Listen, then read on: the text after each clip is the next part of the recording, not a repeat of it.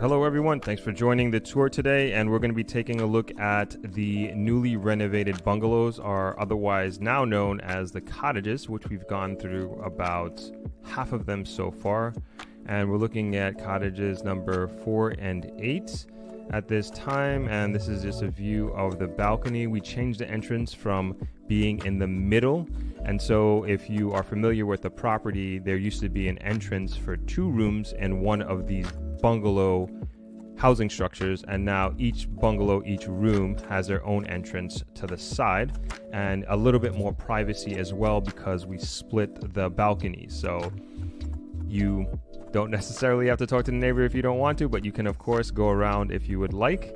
And moving into the room itself, these are brand new beds and frames and new design with the throw pillows and the standard pillows in the back there. And then you can also see the kitchenette unit that we renovated, and we'll get to in a second. Also, we added a working desk with a charging station, so you have USB and also Type-C there as well, right below the television. And that's for anybody who wants to get some work done, especially those work from home people. And this is a wider view of the room, and I just want to make note of the AC, because these used to be fan cooled rooms, and now we got rid of the louver windows, and so now it's completely sealed up, if you will, with, as far as the windows go, brand new windows. And also want to bring attention to the ceilings. So the ceilings used to be flat, and now we brought them up to an apex to give a little bit more room and make it feel a little bit more spacious, but still maintain the coziness. And also bringing some more attention to the far right corner of the kitchenette that we have, and we'll get to that in a second, and also the newly renovated bathroom. So we basically gutted this entire place. Even the floor tiles are brand new as well. And this is another angle of the bed, and just want to bring some attention to the LED bed frame, as well as the embedded nightstands and lamps, and another view of the kitchenette, I should say. And as you can see, it has basically all the utensils and tools that you might need to cook a meal. Included is a mini fridge there down on the left, and a hot plate, coffee maker, ice bucket, all the knives and utensils that you may need to feed a small family. Not necessarily Thanksgiving dinner, but you can definitely chef it up in there, especially if you're staying for an extended period of time. This might be a perfect type of accommodation for you. And that essentially is the kitchen. And now moving on to the bathroom. And as I mentioned before, like floor to ceiling, new floor tiles, new ceiling tiles. Got the LED frame around the mirror just to give a little bit more lights. We changed out the square louver windows for the ship window, I guess you can call it. And we got the rainfall shower head and the glass frame shower door. Even the towel holders, those are all new. And again, trying to bring together everything in the room, the kitchenette, and to complete the cottage experience, if you will. So very happy and proud of how this was done, and really wanted to give a modern look and feel to this new room category, the cottage. And so also with this wider angle, want to bring attention to the closet. So you got some drawer space there, and you got some hanging space as well, and your safe, of course, and the ironing board is on the other side in between the closet and the window there. And yeah, another angle of the room, and also want to bring attention to that long standing mirror there, so full frame mirror. And that essentially is the bungalow, and this is kind of our way of paying homage to my dad and where he started from with this hotel, Travelers Beach Resort. Started right with one bungalow and grew to the 60-room resort that Travelers Beach Resort is now.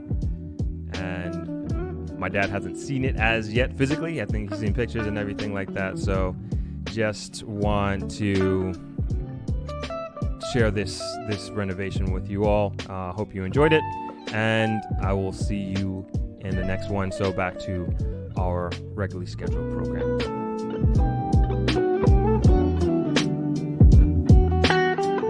Hi, my name is Matthew Wallace, co-founder of Scotch Boys, one of the panelists today. Really enjoyed myself. I think this is just such a great initiative for Negril and for Jamaica on a whole. And can't big up Winthrop enough for starting this and for seeing it through. Hi, I'm Emma Watson, and I just want to say thank you to Throp for inviting me to this amazing experience. It was really informative and engaging, and I'm just really honored to be able to be a part of this. I'm having such a good time. I'll tell you, being at this conference, it has exceeded my expectation. The food is good, the host is good, the conversation, the people who I've met. I felt like I'm sort of mixing it up with movie star, and I'm looking for, because I've seen these guys on YouTube, man. You guys are stars. This is my first time with Throp X. I was able to volunteer over the last couple of days, and I have to say it was a phenomenal experience, meeting different experts in the field of banking, real estate, education. Just overall, I'm just really looking forward to diving deeper, investing into Jamaica, and looking at other ways to create a career and to be here. Coming to Throp's conference, first of all, I wouldn't even have been able to make the move as smoothly without seeing Throp put out all the positivity that he's been putting out about Jamaica, because if you're in the US and you're watching it, all you see is just negativity. And so, I came to the conference just to network, and it's been absolutely amazing just hearing from other people that are in the same situation, where you know that you're not the only one, and so you're not crazy trying to move back to Jamaica. It is awesome. It is amazing. I drove in from Montego Bay, and the one thing I can say is it was inspiring. Many people in the industry that could give a plethora of information for yourself, for investments, and it's just something authentic about it that makes you feel like, wow, I'm at the right place, I'm getting the right information, and getting the direct access to who you need to know. I'm here at the first Throp conference, and believe me, it's way more than I expected. I expected great things, so I look forward to next year. It's going to get bigger from here. And let me just tell you, this was such an awesome experience. The content, top class. I mean, I will be watching these videos over and over again, and I suggest everybody does. There's so much information. Anybody who is planning to do business in Jamaica, even if you live in Jamaica, you don't have to be from overseas. There is so much information that you need and that you can also pass on. So if I do one good thing for you today, I'm recommending you to subscribe to Throp, follow his content. I mean, it's a no-brainer. I'm seeing a lot of international investors coming in. I have a group, Italian group, and they have 10 hotels in the DR in Mexico, and now they're going to have one in Jamaica. They were approved for 800 rooms in Green Island. I sold them which was over 70 acres. We have aqueducts. You can still get something around 200. Point Village, 180 for a studio. But a few years ago, you could get a studio for 50,000. So the prices have really jumped. Our intent is to change the landscape of Jamaica, to put us on the map globally as we deserve to be. Our product is far more supreme than I see in other places where they have far less. So there's 4 towers of the wildlife and birds around the development: the swallowtail, the canary, the hummingbird, and the phoenix. Each tower has its own level of amenities in terms of gym, lounge areas, pool, cabanas, concierge, tennis courts, basketball courts, golf simulators, cigar bars, cafes, restaurants. In order to stabilize the construction, we drive concrete tiles down into the ground to the tune of, this is 28 stories, 180 feet down below, in order to stabilize the building. Now, everywhere is developed. So why we don't have, as a developed country, we should have something like Singapore, Dubai. I will do it first.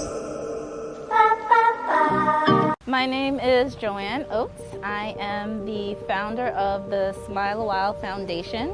I have been an occupational therapist for the past 8 years, living and working in New York City. In 2021, I founded the Smile a While Foundation because I knew there was a great need in the Caribbean for therapists to work with special needs children. Being from a Jamaican background myself, I knew firsthand what the experiences are in Jamaica. I know there are a handful of occupational therapists in Jamaica, all located in Kingston. And the rest of rural Jamaica, children are going unserved. And it's not just occupational therapy, it's speech therapy, physical therapy, behavior therapy, all the adjunct therapies that children with special needs require that are readily available in places like the United States, the UK, Canada. But when we think back to island nations, these services are few and far between. So the Smile and Well Foundation seeks to fill that gap by providing programming that brings therapists from abroad to work with children here, therapy students from abroad to complete their fieldwork placements here, as well as trying to build capacity with the professionals we already have on the ground in these islands by providing professional development workshops and introducing the latest techniques and interventions to the already practicing professionals here working with these certain populations. We could help to bring knowledge and just increase capacity of how we serve our children with special needs. My name is Daniel Grizzle. I'm the managing director of Shirella Inn, which is a family-owned and managed small 59-bedroom hotel situated right in the center of the famous Negril Beach. And I would like very much to invite you all to come and experience what life is like here in Shirella Inn, to be part of our extended family. Several of the rooms are just open overlooking the beautiful Caribbean Sea, and you have tall waving coconut trees to welcome you and keep you cool on the beach. And you have a warm and interesting staff here ready to keep you comfortable, to make you feel at home, and to enjoy that you stay happy and peaceful.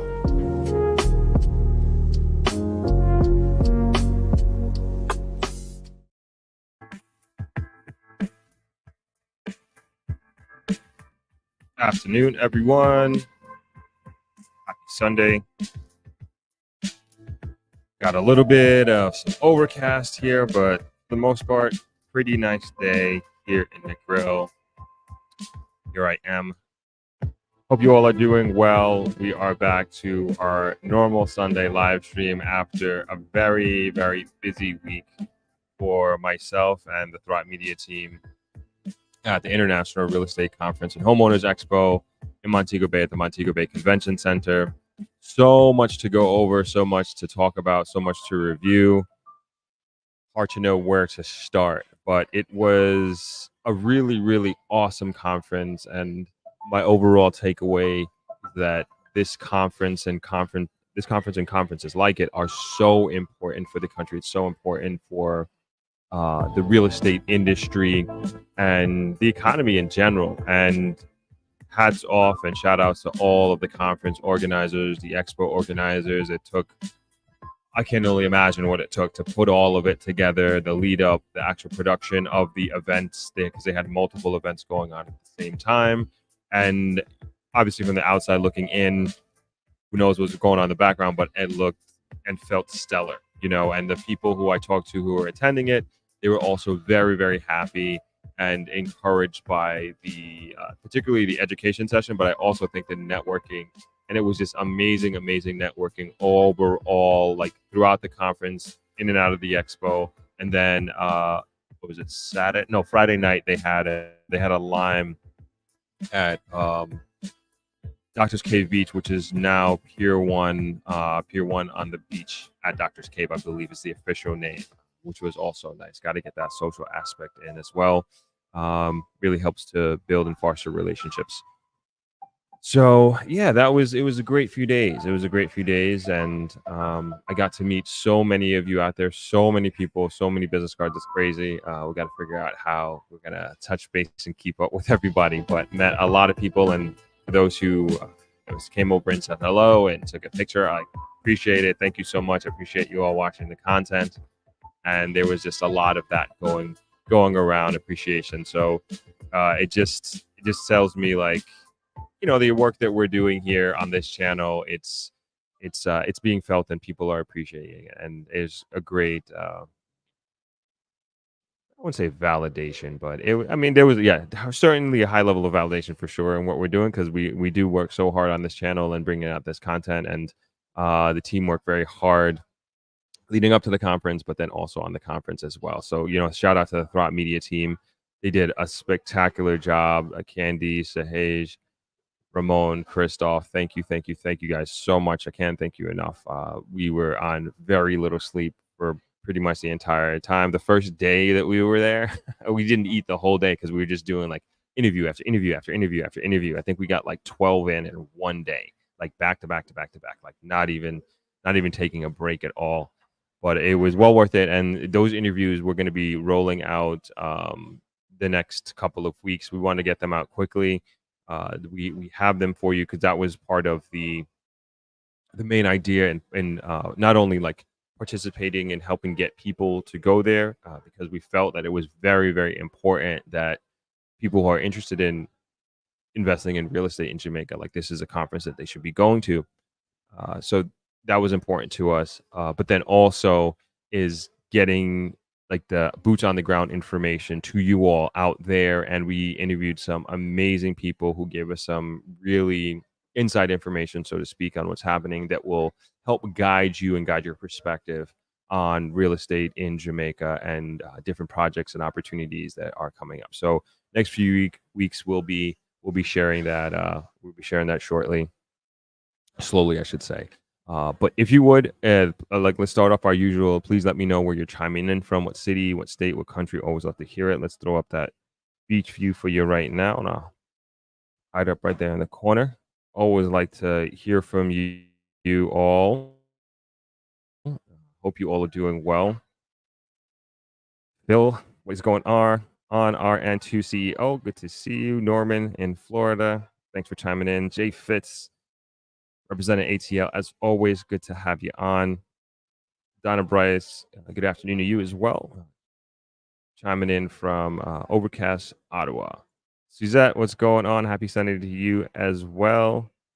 Shanna, happy Sunday to you. Good seeing you over the weekend. Always good to link up with the Throp community. Charmaine, interesting. Looks good. Sure, I'll play a lot of videos. I'm going to go over the videos in a second. So sorry, Charmaine, I'm not sure exactly what you're talking about. Carrie talking about, well, we'd love to see the bathroom. Maybe the bungalows talking about visiting in August as a disabled person. Oh, yes, I remember you. You reached out to me. Grab bars. Yeah, so the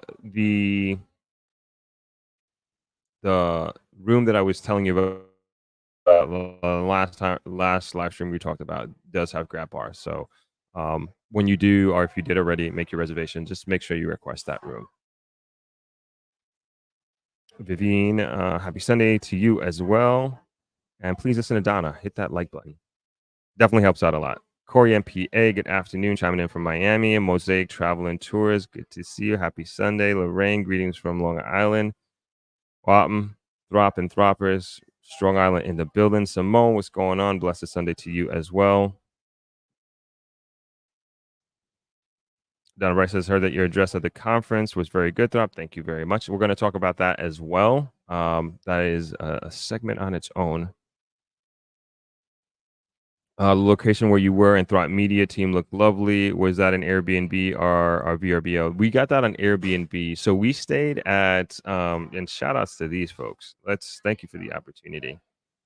We stayed at a place called Sweet Dream Villas. And I would highly recommend staying there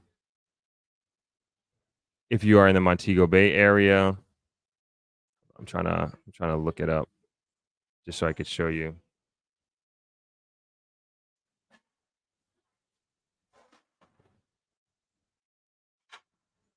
I think I got it right here. I would stay here again, and I know I'm going to stay here again in the future. And the owners were really, really great. I'm gonna bring up their their page right now. And so this is it right here. And as you can see, like the view is spectacular. So it's where, if you know Half Moon and the Half Moon golf course, it's on the golf course side. So that this is where it's located. This is where the team stayed. And it was perfect for us because there was 5 of us and it had 5 bedrooms. I wish we had more time to spend there and just kind of chill and relax and enjoy the facility. But we, you know, we were we were there on business, so it was just a place to sleep, you know, place to sleep and work. So they do have optional chef services and housekeeping. We didn't take any of that because we knew we just weren't gonna be there the whole day. Like we were like the first day, I think we left at like 6 something in the morning, and we didn't come back until probably like almost 8 o'clock. And so we knew we weren't gonna be, you know, kind of using that type of stuff. But under different circumstances, yeah, perhaps we would have. But I'm trying to see some pictures here, but this is not working. Anyway, it's gonna be, we're doing a vlog. Well, we shot a vlog already, but we're gonna be posting that vlog as part of the documentation of our experience with the IREC, the real estate conference. So they will be in our blog heavily, and you'll get like a real feel of kind of what it's like and what it's like to stay there. And yeah, great accommodations, and really appreciative. It was perfect for us and what we needed to accomplish. And the great thing too, it was like maybe 7 minutes from the Montego Bay Conference Center. Like it was right there. It was like perfect location, and it was good. The only thing I'll say, and this has nothing to do with the villa, is like on that side of Montego Bay, there's almost nothing to eat. It's just so crazy. I think that's like a great opportunity for restaurateurs. And it wasn't us who kind of, we weren't the only ones saying that, but and it could be, you know, I don't really know the dynamics, so to speak, of Montego Bay, but it could be. I'm just bringing up the map here so you can have an idea what I'm talking about. It could be because of like this is like the side that most of the all inclusives are on. So let's see where all right. So here's the Montego Bay Convention Center, and this is where the conference was being held. And then this is the Half Moon Golf Course, and then this is where Sweet Dreams Villa was. So very close, as you can see, like literally right there. But again, on this side of the airport, there is just not a lot of places to eat. And we didn't, and you know, for us to go into town, there wasn't it was just too much time. You know, it's almost like 20 minutes there, 20 minutes back, plus waiting for food. You know, it's like an hour commitment that we didn't have. And just, I think there's just like, so there are, I'm not saying there's nothing. There's like KFC, which we didn't want, at least I didn't want, so we didn't go there. But there's like no breakfast spot. There's one that we found, but there's you know, Witter Village. We found where we went to Scotchy's, which was cool. Like there was 2 of those, but definitely no breakfast spots. And there was a couple of box food places that we were recommended, but we were looking for like a decent restaurant multiple days in a row, and we just felt like we just had a very limited options on that side. So I don't know, something to consider if you're in the restaurant business. All right, let's keep moving here.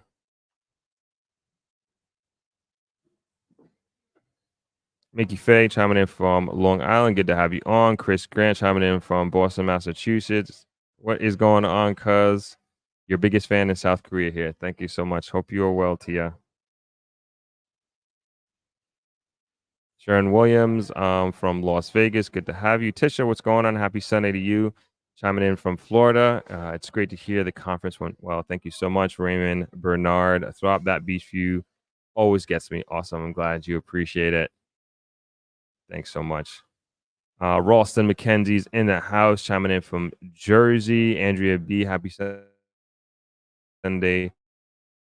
All your content is so inspiring and informative. Thank you. Great job. Thank you so much. Donna Bryce, has VRBO caught on in Jamaica? People are starting to look for that instead of Airbnb in many instances. Donna, we're going to talk about that. We're going to talk about Airbnb. Airbnb was quite a big factor in the conference. It's like I guess people are not sure which direction that it's going in, and there's like rumors of regulation. But the Minister of Tourism said this was a few weeks ago. Says that they don't have any plans on putting any regulation in at this point. But we're gonna talk into that. Leon Wellington, hi Throp, tuning in from Atlanta. Congratulations on a successful conference and what you're doing with this blog for Jamaica. No money can repay you, only time. Jamaica is indebted to you, Leon. Thank you so much for your kind words. That's very, very nice of you. Raymond Bernard is chiming in from Hamburg, Germany. Oh, very cool. Very cool. Haven't been to that part of Germany yet. Okay, great. Welcome to everybody. Let's get into the conference. So let me see. I'm actually kind of thinking if I can. Hold on. Let me turn the volume down. Yeah, we might watch some videos here today. Yeah, I think we will. I think we are going to watch some videos. This is from the conference directly. So we're going to do that, but and this is from the interviews. I mean, because you're here on the live stream chilling with me, I might as well give you some little inside info, behind the scenes sneak peek, right? So I'm going to give you all of that. You're going to get all of it. That being said, let's talk about the conference itself. Like, so as I opened up with, let me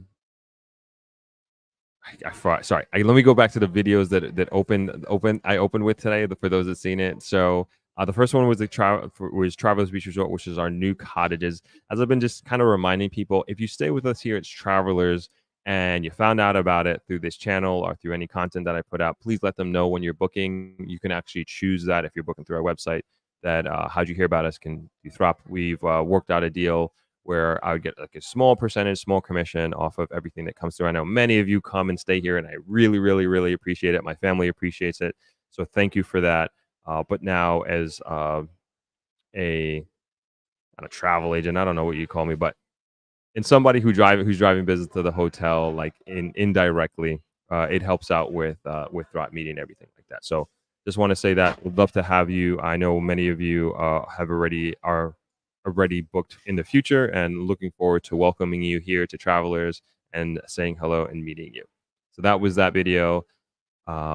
We also did a video on Shirella Inn. So that's Mr. Grizzles are the Grizzles. They're great Jamaican, the grill-based family. Great hotel. I always say one of the most underrated restaurants in the grill, hands down. French inspired themed kind of restaurant. Great croissants in the morning. Great cappuccinos. Low key, like on Sunday mornings, like that's their, I would say, one of the most popular days that you'll see a lot of people in the grill go to their restaurant for their Sunday morning breakfast. Really, really good. Highly recommend. Again, great family. They do incredible things for the Negro community, especially relating to the environment. So definitely support them. And then I did a video, the Smile a While Foundation, and definitely look into that and support that. We're gonna have Joe come on. Well, she doesn't know this yet, but at some point I want Joanne Oates, who's the founder you saw in the video. She is doing amazing things in that space, and did her what do we call it, retreat. She came down here and just like helped out a ton of people, young people, and she's going to continue to do that in the future. And I think initiatives like that we should support in any way that we can. And then the last two real estate videos that I showed, which was with Moira Watson and then also the Pinnacle. So Moira Watson, she's a realtor here in the Southwest region. So basically from White House to all the way to Negril, she's in charge of, and she's a great person.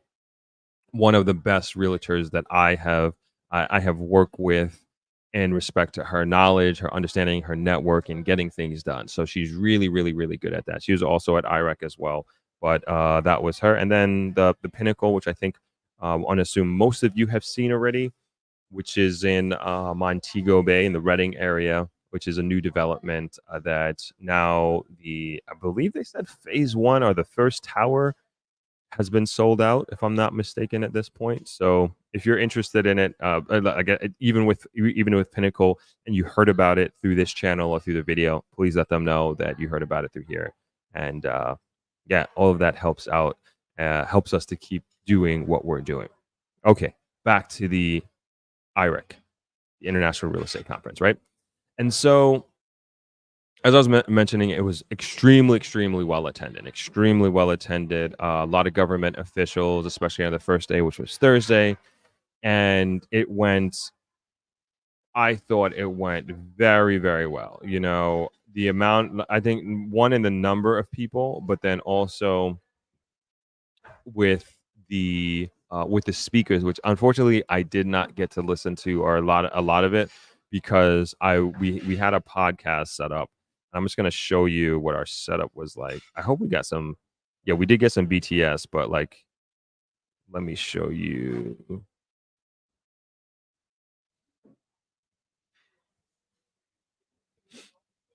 And again, shout outs to the organizers of this conference, because they gave us like a really amazing space to set up.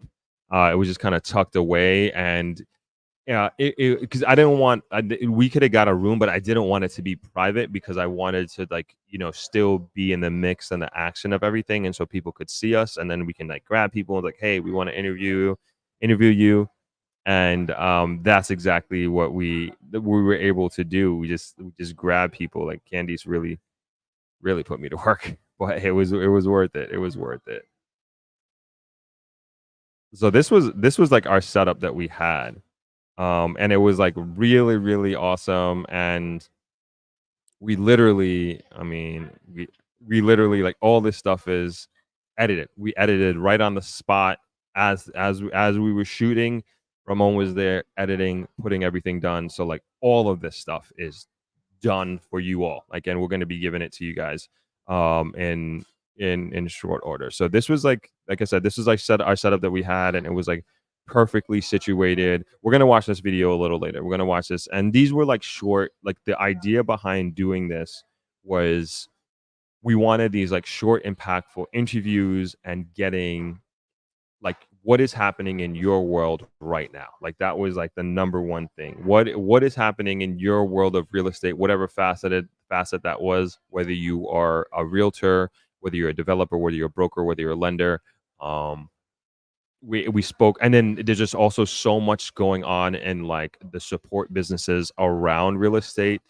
We dove into AI, we dove into even JPS and smart solar. We talked to the one of the managing partners for Fostrich, and there's like a lot happening, and you can see like all these different sectors that are contributing to the upward and forward movement of real estate in Jamaica. You kind of see why this is happening, sort of thing. So it just kind of gave me a better understanding. And Felicia gave some good insights. And like I said, we're gonna watch that shortly. But I just kind of want to talk generically about that conference before we get into this Felicia interview. And for those that don't know, Felicia has been on the podcast before, and we'll put this video out. We'll put this video out as a separate video. She's been on the podcast before. She's a realtor for Century 21 in Montego Bay, and great insight. The expo was also good. So how the conference and expo were set up, it was two separate spaces and two separate products under one roof, if that makes any sense at all. So let me see if I can bring up the conference center here.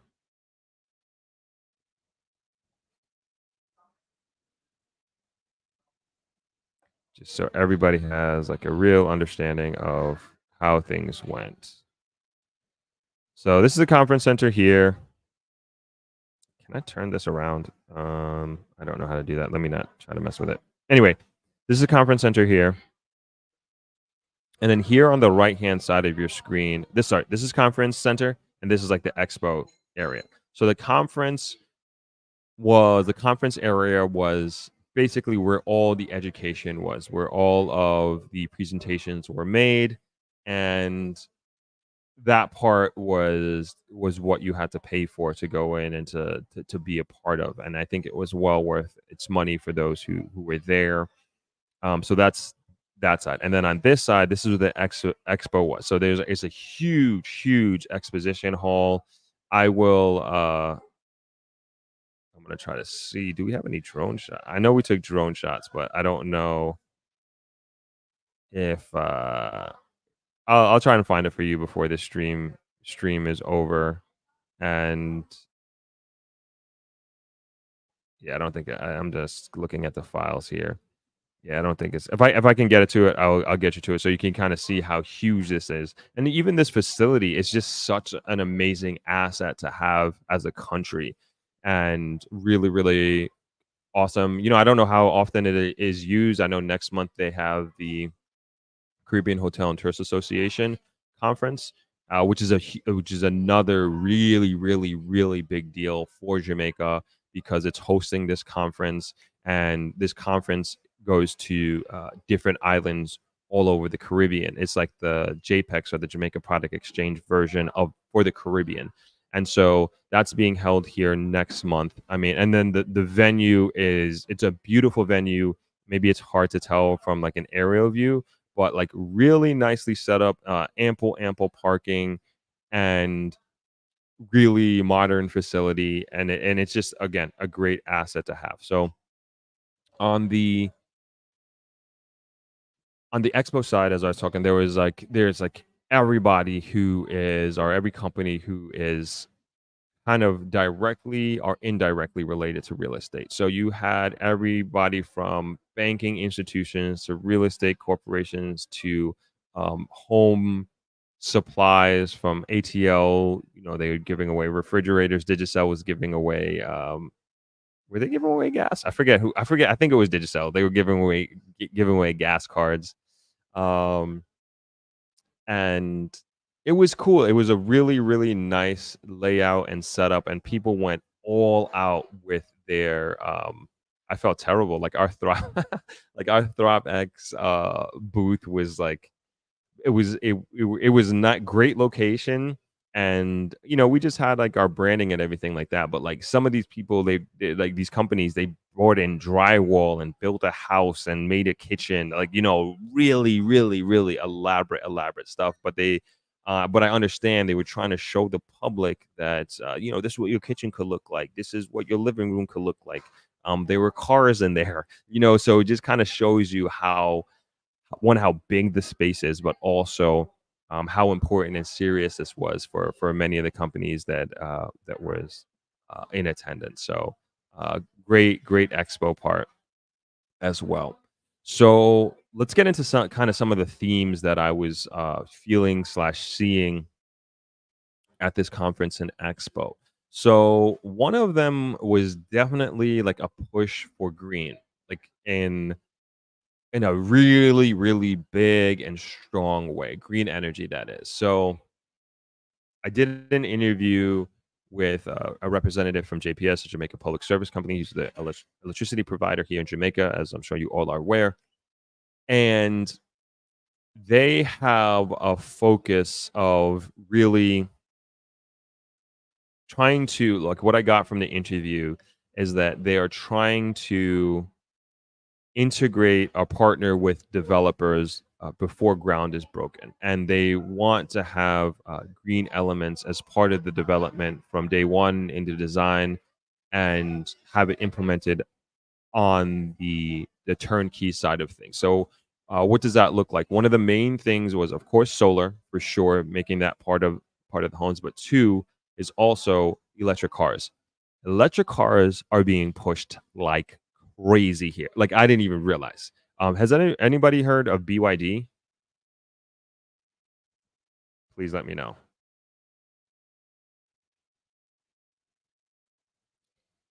So for those that don't know, BYD is a Chinese electric car company. and they are basically seemingly gonna take over from Tesla globally in a big way. I watched, I think it was I listened to a podcast, and I think it was like a 60-minute episode, talking about how this electric car company is like taking over the world. And like I know, like I have Tesla stock.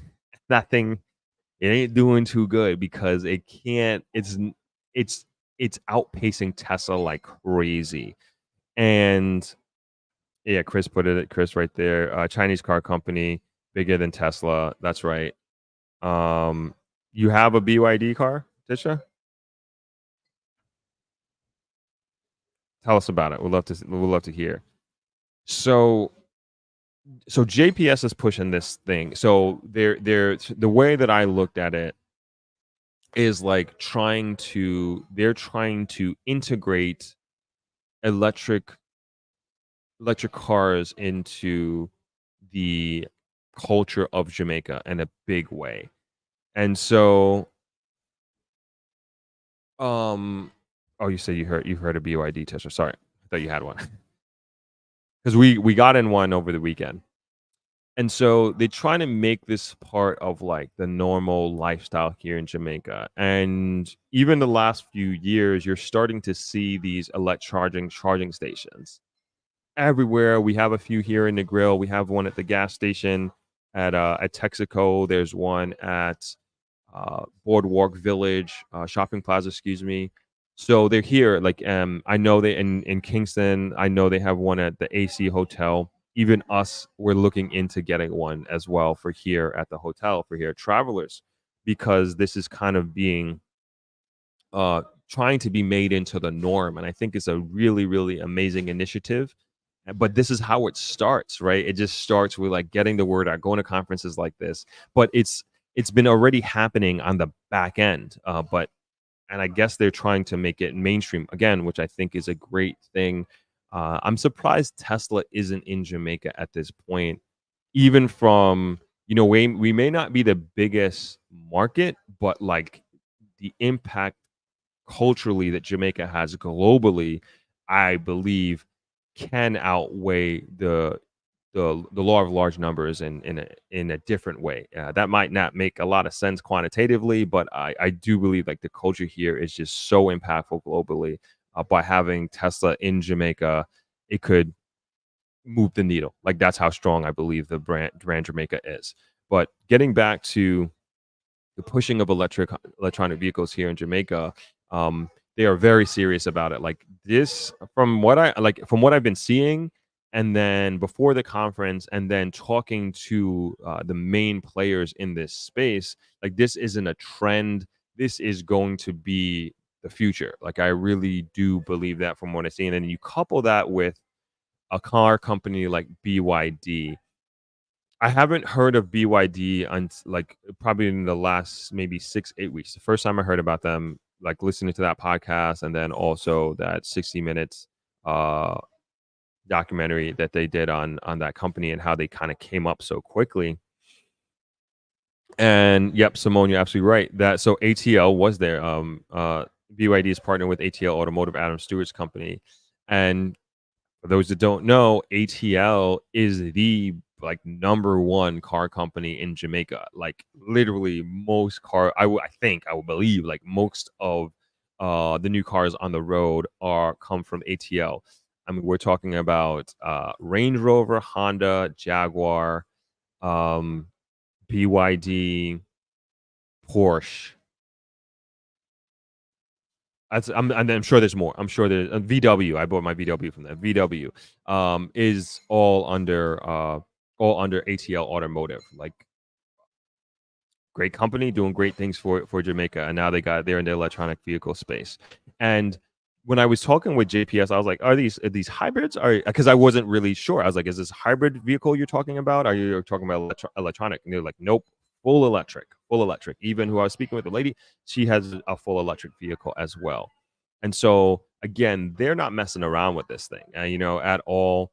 And I think it's so awesome. I really, really, really do. I think it's so amazing that we're moving in this direction.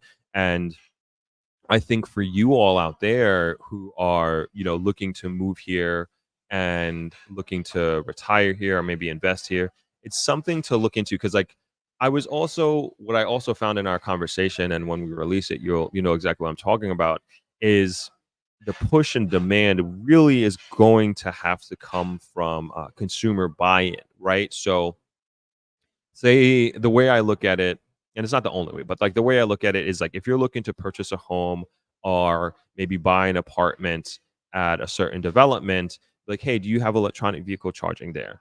No, you don't. Maybe you'll pick that. Maybe you won't pick that development because it doesn't have that amenity. And I believe like that as an amenity is going to turn into standard. That's going to be like an expectation that everybody has. So I think a big part of it again is going to come from the consumer demanding and wanting that type of amenity.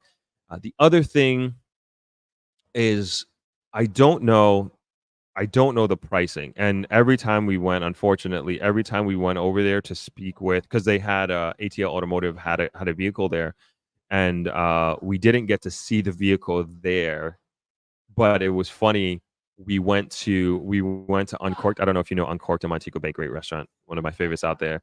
But a friend of a friend was driving. I don't know what kind of car, the name of it, but it was a BYD vehicle, and it was kind of like a sports car. It looked like a Porsche. You all of a sudden like it looked like a Porsche, but he happened to be at the restaurant and sure. Wow, man, I wish I took a video. We were like, hey, can we take a look? And it was like 6, 7, or 8 of us, I think it was. We all went out and we looked in it, we sat inside it. It was on, and you couldn't tell that it was on. I was like, hey, can you start it up for us? He's like, it's already on. I was like, wow, this is crazy. Really, really nice interior. Um I'm not here trying to sell this. I'm just kind of like but here we're on the website. I just think like it's just so cool. It was like really cool sitting inside it. He said like the drive was like super super super smooth and it was something that he enjoyed. It's a good looking car, I'll say that. And like in the interior it felt like very modern, very futuristic, very um I've only been in a Tesla once, but like it had a similar feeling, and it was at night we were looking at it, and it left me with like a very good and positive feeling. Great again, really, really, really, really cool vehicle here. And the only thing which I was alluding to is I don't know how much it costs, right? And is it a situation where the government will need to incentivize purchasing, of these vehicles? Whether that's with like some sort of like tax incentive or something like that. I don't know, but I don't know the price. I doubt they're gonna. Let's see what this. Let's see if we can get a pricing here from ATL Automotive. I'm gonna reach out to them. I think I really want to learn more about this, and like get the details because we didn't talk to a car person, and I don't know a lot about cars like at all. So I think that would be like a really good idea. Let's see. Okay, got the pricing right here. Perfect. Okay, so the pricing here is the most affordable. Oh no, they got one. Looks like some sort of minivan, 50,000 US. Got a SUV, 49,000. Sorry, I'm gonna convert this to Jamaican just so we know. So 49. Let's go 49,000. So 7.3 million. It looks like. Oh no, there is one for 44,000.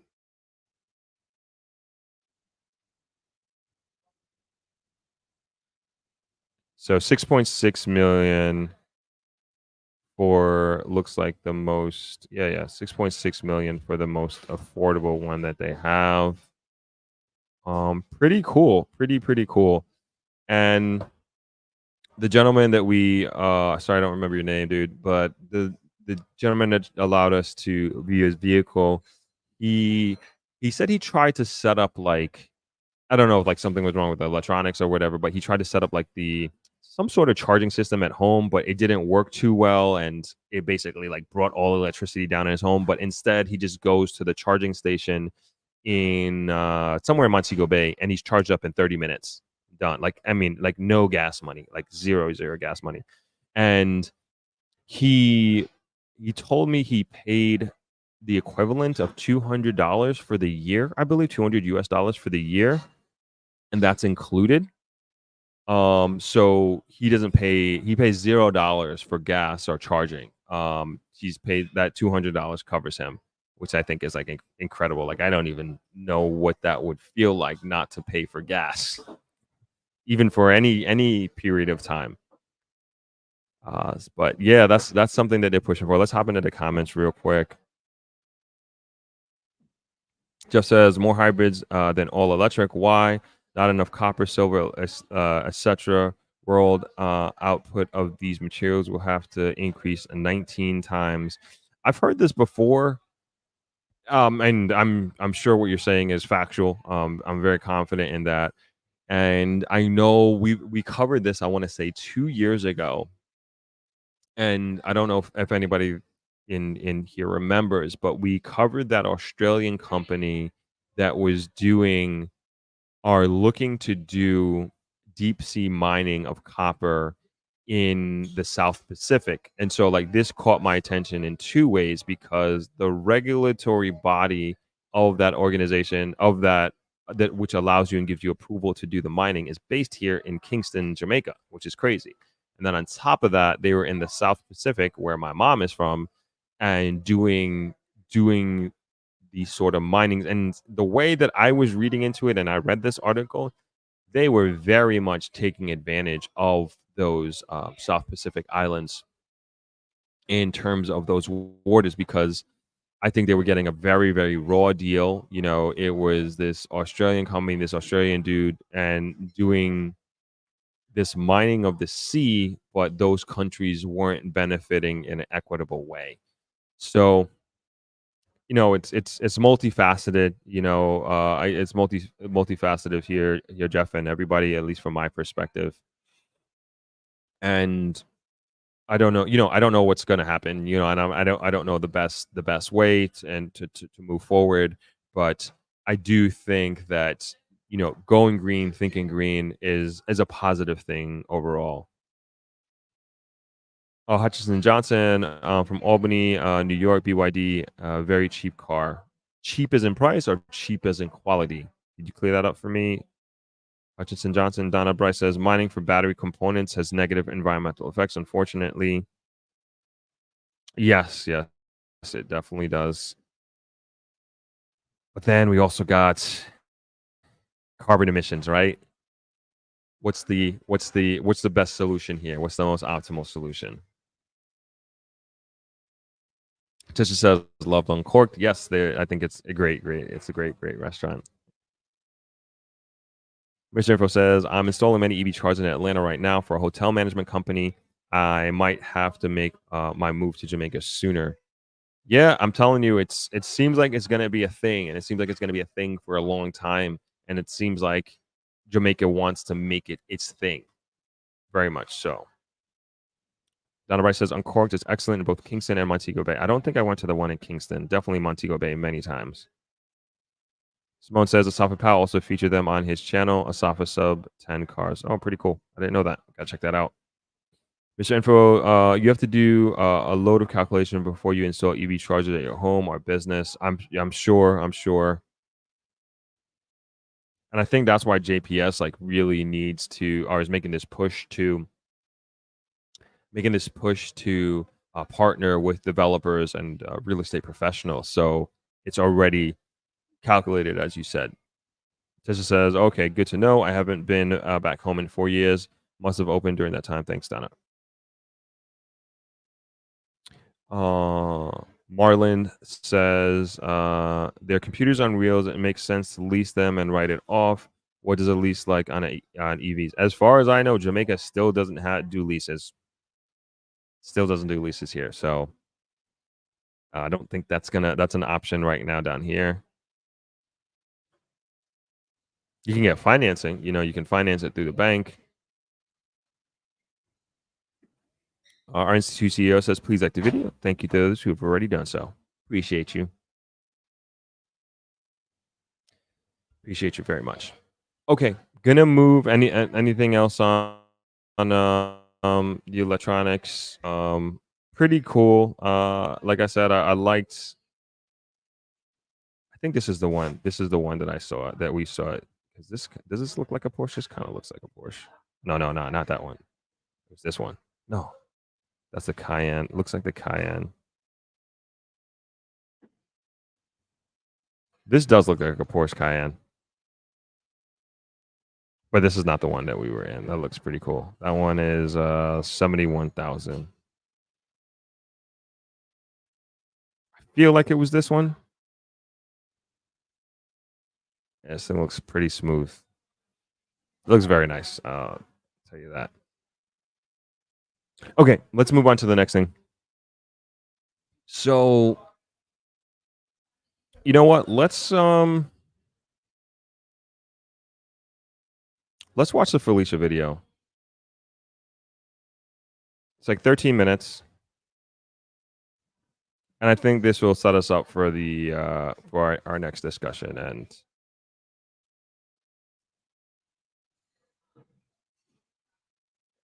yeah, it's kind of like the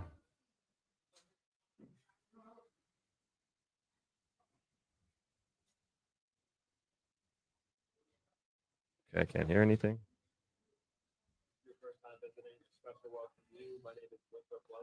One second here. Let me just change the sound here.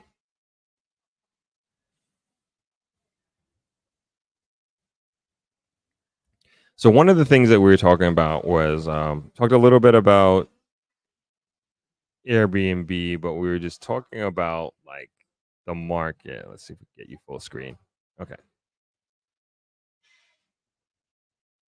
Hello, Throppers, and welcome back to another video podcast episode. And if this is your first time visiting, a special welcome to you. My name is Winthrop Wellington, and here on my channel, I help you move to and invest in Jamaica. And today we are here at the International Real Estate Expo and Conference at the Montego Bay Convention Center. And I bumped into a friend of the podcast, Felicia Headley of Century 21. And she is here networking and always trying to make things happen in real estate. So welcome back to the podcast, Felicia. Thank you. I'm back, guys, for round 2. No, I'm not. I'm gonna stay on topic here today. And I guess how has the Expo conference been going for you so far? It's been going pretty good. It's been insightful. I've seen a lot of my colleagues, met some new people along the way. And a lot of the information that has been shared so far has been, like I said, pretty insightful and useful. And how or why was this important to you to come to this conference? Well, it's good for the exposure. It's good to, mix and mingle with like-minded individuals and just, network. More importantly, it's all about doing business for me in particular. So there's that. And then anything new I can learn about what's happening in our industry is also good at the same time. And was there anything in particular that you were looking to get more information or knowledge or education on? Just really in particular, I think what's happening with the Airbnb industry in particular, yeah. What aspect about the Airbnb industry? Just, what direction it's going in, if it's still as hot as it, once maybe was, or are we going back to, choosing hotels over Airbnbs? So great point. From a personal standpoint, like when you're traveling or visiting somewhere new, like where do you fall on that spectrum, hotel or Airbnb? That's a tough one. I like a hotel just because of, all the amenities and the service. More important, I'm big on service, customer service.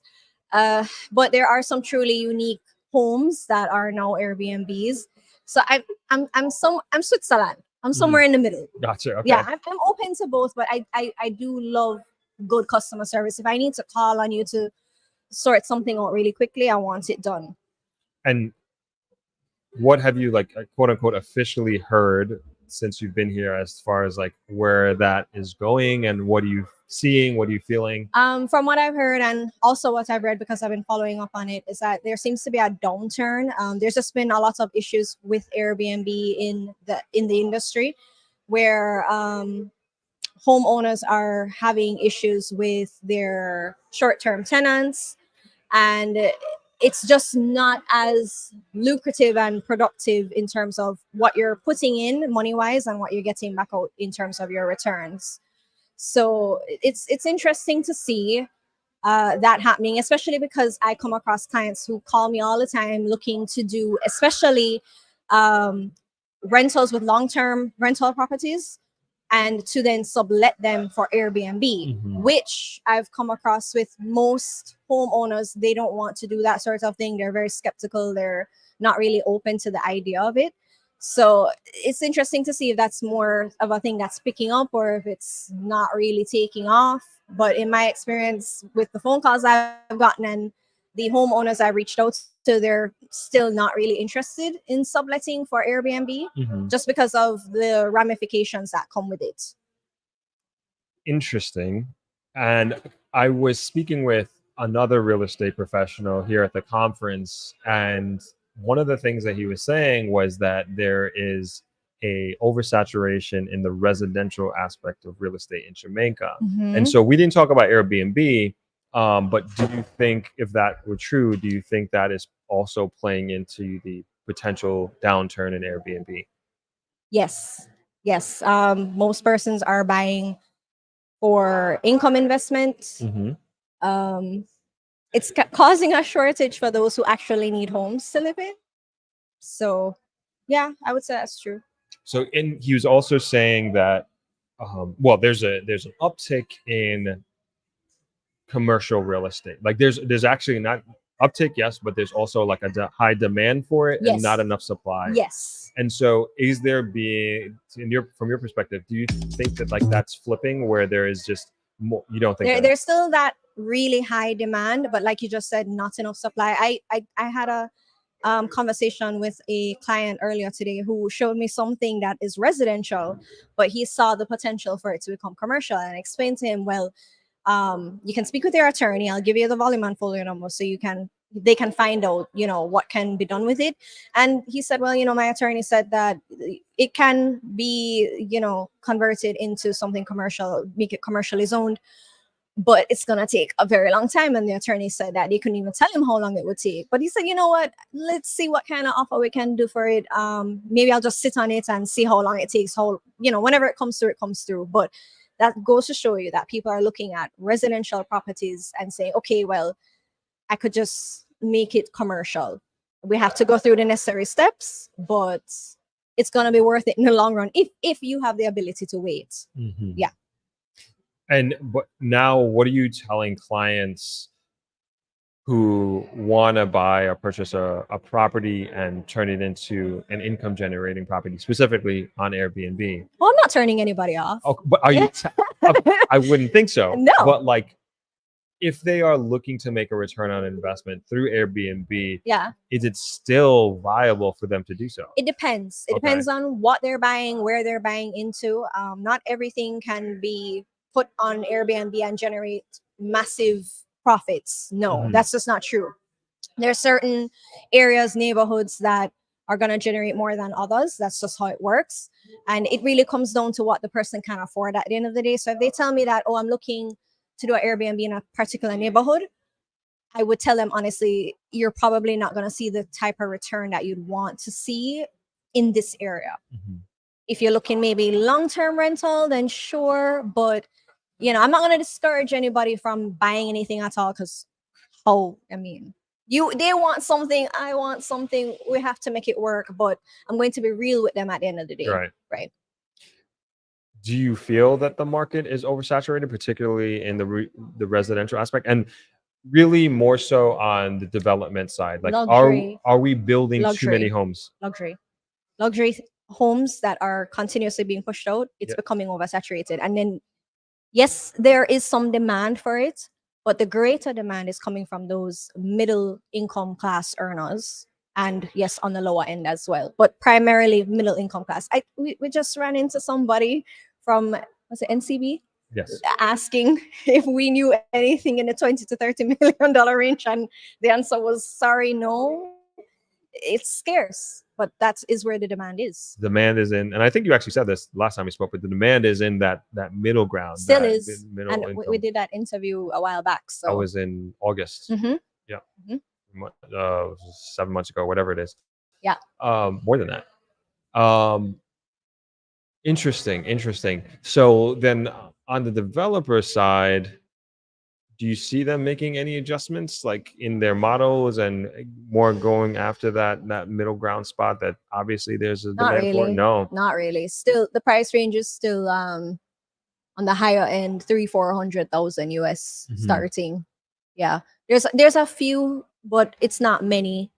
And yeah, there's not enough supply for the many.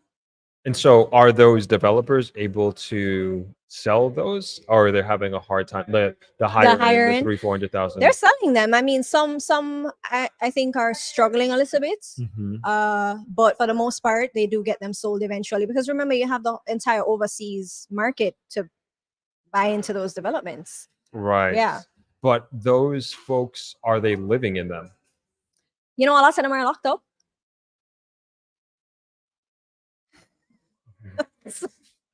Yeah, a lot of them are locked up.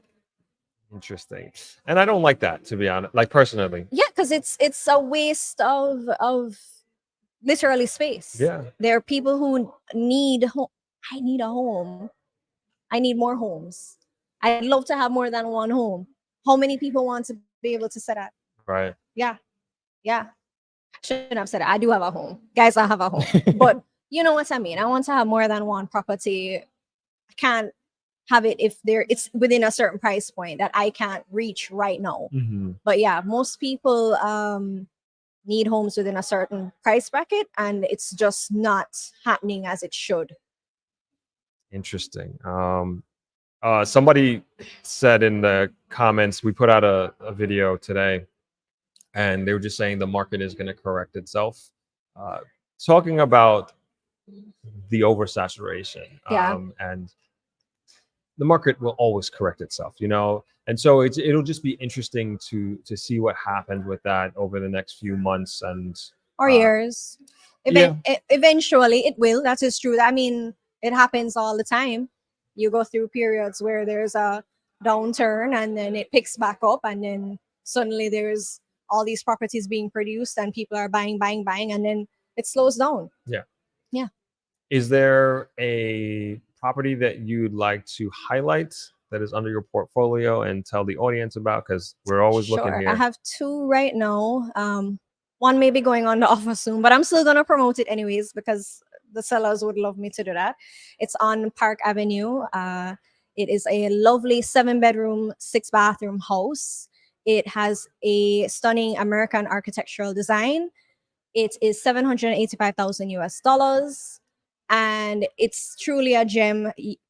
Would you be linking anything? Yeah, we'll put it in the description. Yeah. And then I have another property that just came up on the market. It is. Sorry, before you move on, where is Park Avenue? Oh, Park Avenue is off of Leaders Avenue in Montego Bay. So it's a great neighborhood, quiet, nice. I still don't know where that is. Okay. Top Road? Okay, I know where Top Road is, yeah. So from Top Road, then you take a couple more streets, and you guys should come and do a video on it. Okay, I'm down. No, we should set that up. Okay.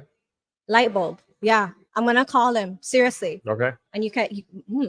Anyways, yes. Okay, so that one is off Leaders Avenue, but the street is Park Avenue. Like I said, stunning house. You get a view of the whole Bay Area and the hillside, and it's just the type of architecture that you don't really see in Jamaica.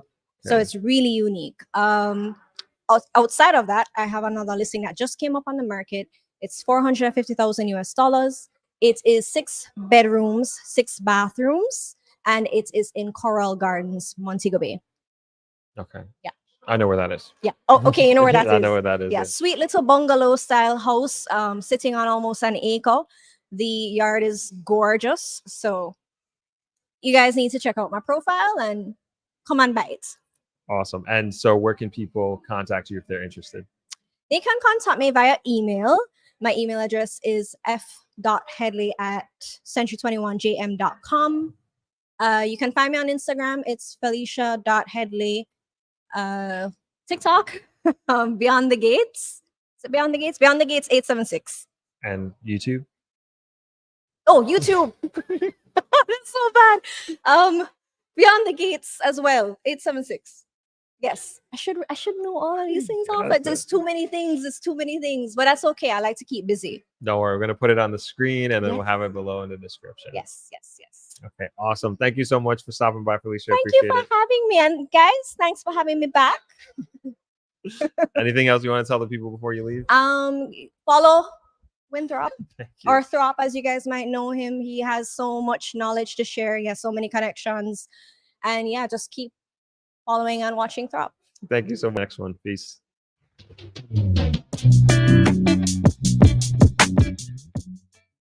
All right, that was Felicia dropping some knowledge bombs on us about what's happening in the space. And I wanted to touch on two things from our conversation. So her contact information, just so you know, is right there in the comment section. So you can go ahead and hit her up, follow her. She's a good follow on all the mediums that she spoke about. So you can take a look at that when you get a chance. I also put a second video on there, and it's the interview I did with the president of the RAJ Real Estate Association of Jamaica, Mr. Newton Johnson, and he also gives insight into a very similar storyline and theme that Felicia was talking to us about in regards to the residential aspect of real estate in Jamaica. And so we're going to do that, and then we're going to also just talk a little bit about commercial real estate. And these were like between going green, residential real estate oversaturation, and then commercial real estate high demand. Those are like the three main things that I took away from this conference. And we already talked about Jamaica going green. Now we're going to talk about residential.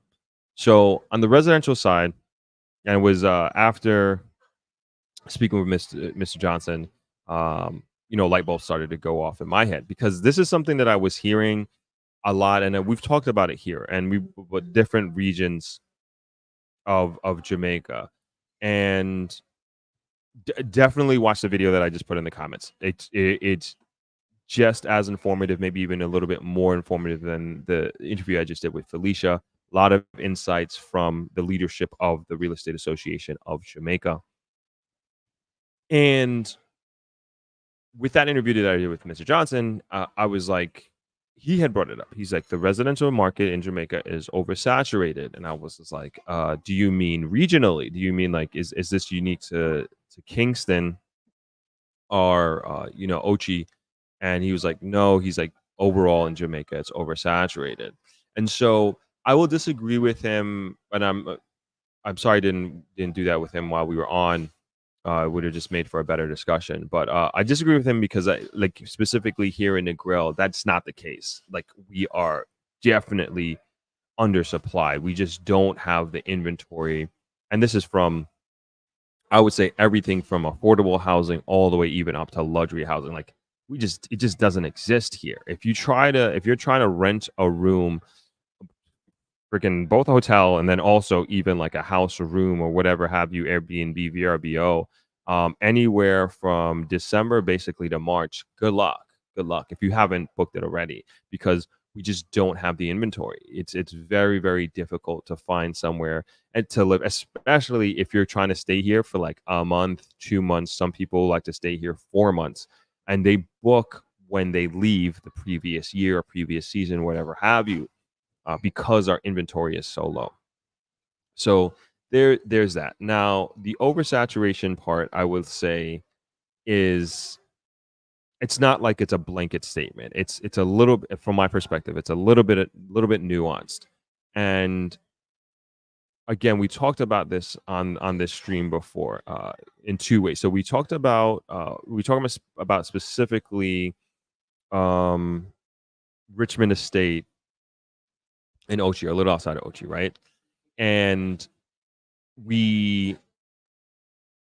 this first came up when my dad had his hip surgery 2 years ago. So 2 summers ago, we were talking about it, and we were trying to. My dad was at like a medical rehab facility in Ochi, and we were trying to find a place to stay. We wanted to stay at an Airbnb.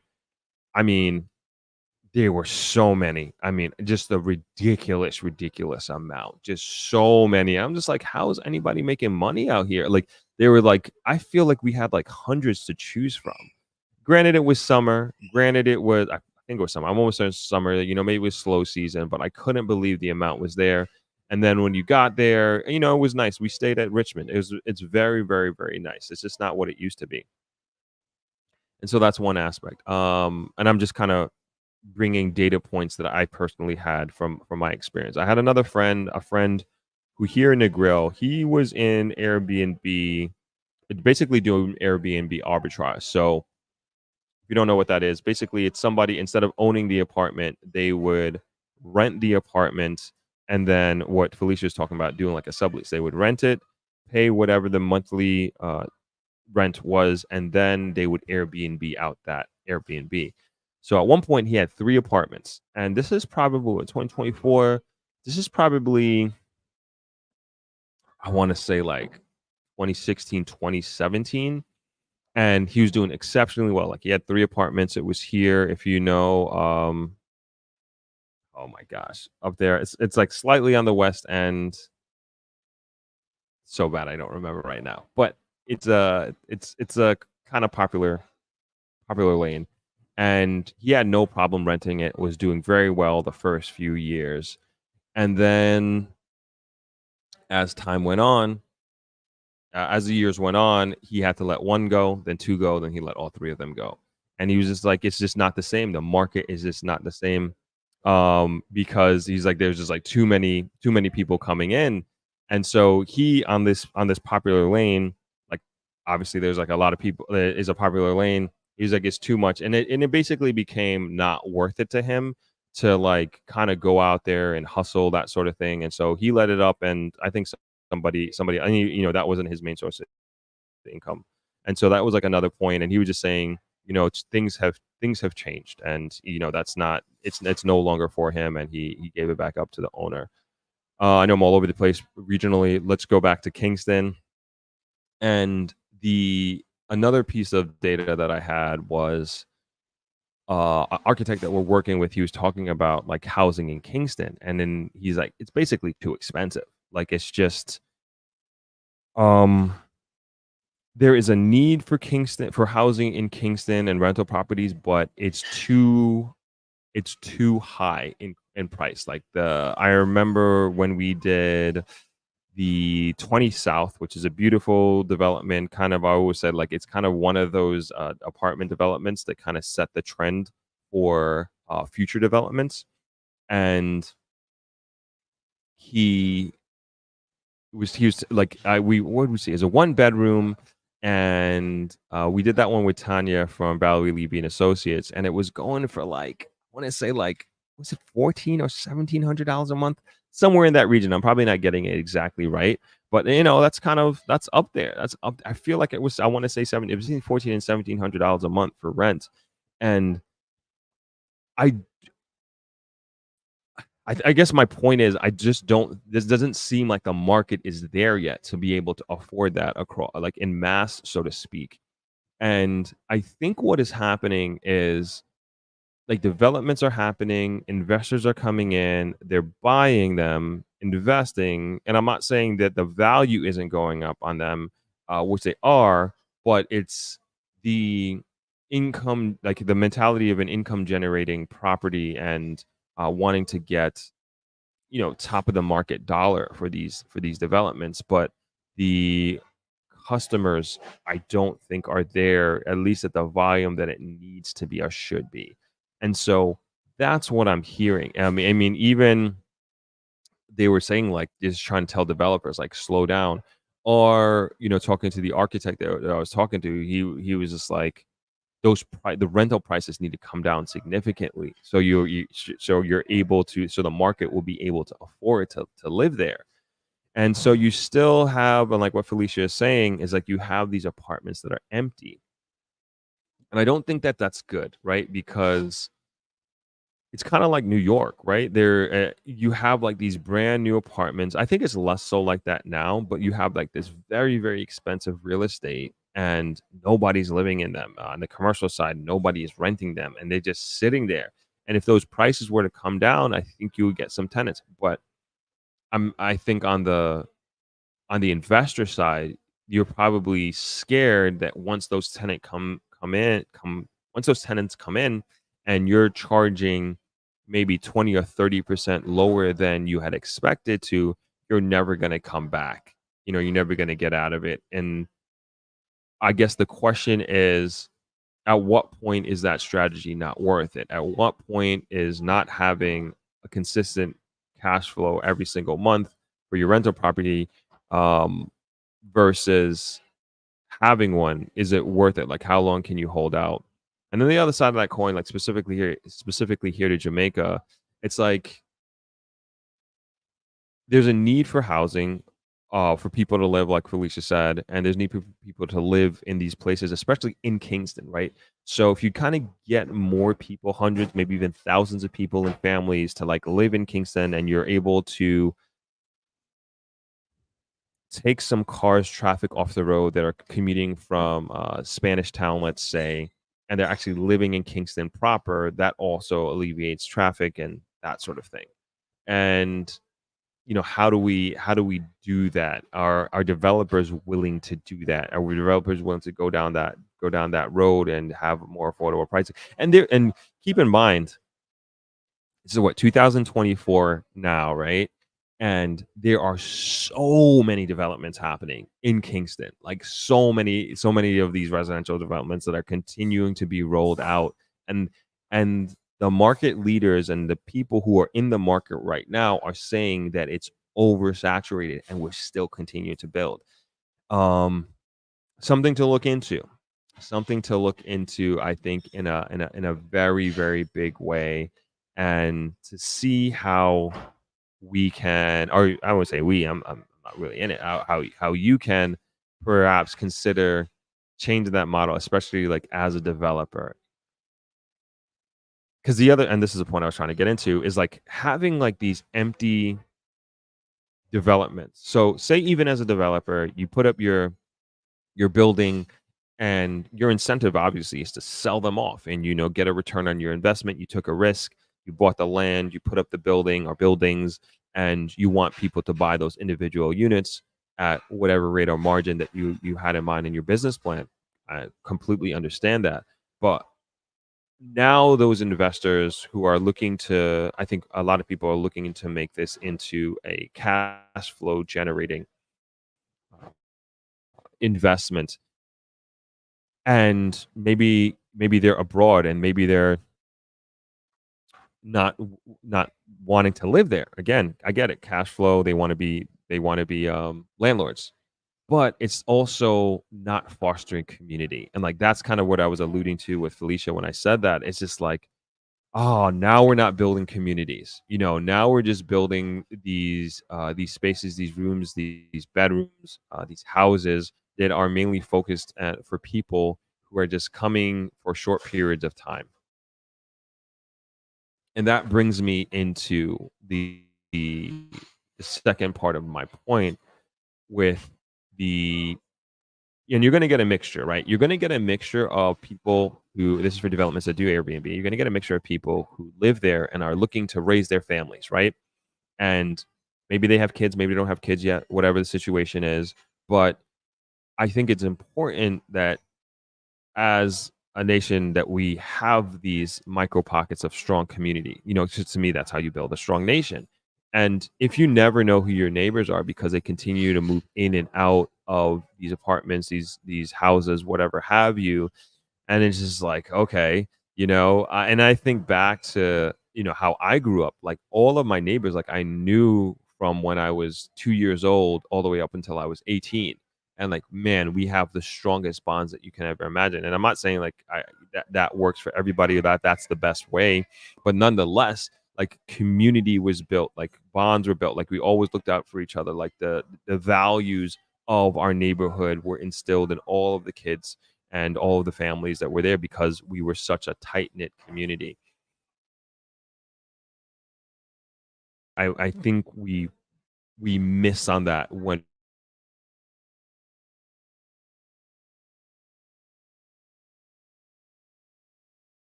the other thing with that is like in having this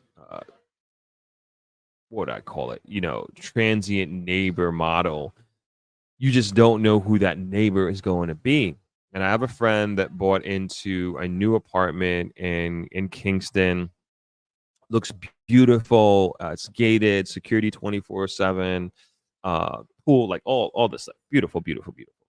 But the thing is, it's like again, the people that are living there, you don't.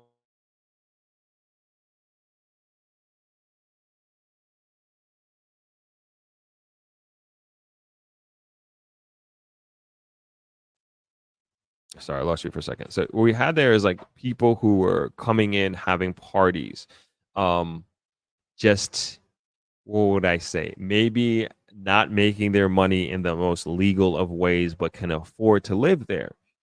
And so you think that as an investor or as somebody who is looking to actually live in a development that you're this is the best way I could think about it, but you're basically hoping that you are outpricing a certain demographic in the market, right? And that you wouldn't have to worry about certain things and unscrupulous characters. We'll just leave it at that, right? But these unscrupulous characters, they're by how they are making their money, they're able to afford to go to these places and spend their money and to pay whatever that nightly rate it is to stay in the same area facility and be the neighbor of somebody who is making their money legitimately, who is a professional. And yeah, and just kind of think about that and think about like how you would feel about that. And so this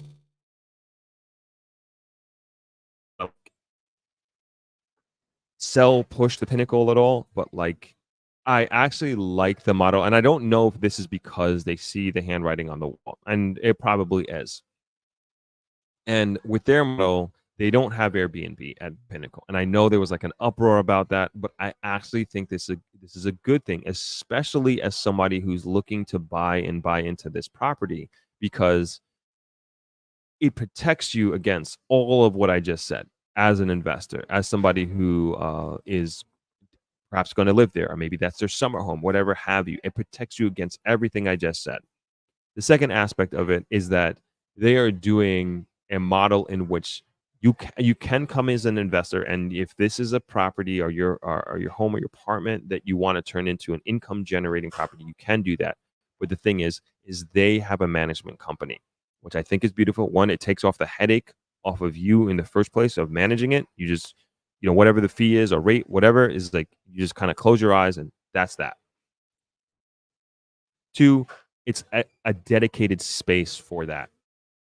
So if you're a resident of the Pinnacle and you're living there, you're raising your family there, your kids are going to school in the morning, yada, yada, yada.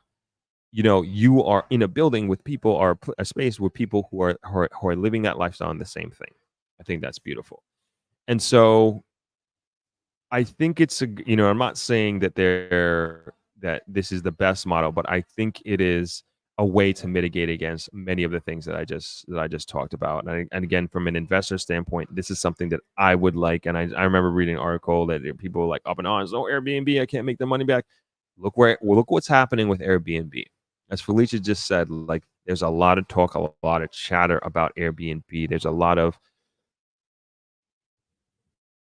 concern, maybe a too strong of a word, but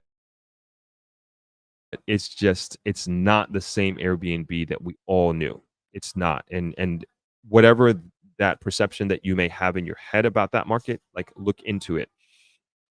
Like, really, really look into it as, like, if this is like, oh, this is how I'm going to make my money, like, money back on my investment is going to be Airbnb. Think back, think about it, that, we're not back in the day when Airbnb first started and the market wasn't as saturated where it was as it is now. and also specifically here to Jamaica, look into where you may or may not be doing the Airbnb. Look into different regions. Like I told you, Negril, you'll do well. Um, maybe not Airbnb. You'll do well as far as like if you want to be a landlord and you want to do long-term rental, Negril, you will do well because we don't have enough housing. We just don't have enough housing. So just take that into consideration about where you're looking. I know Negril is not an oversaturated market. We need that. So anyway, let's get into the comments. Want to hear what you.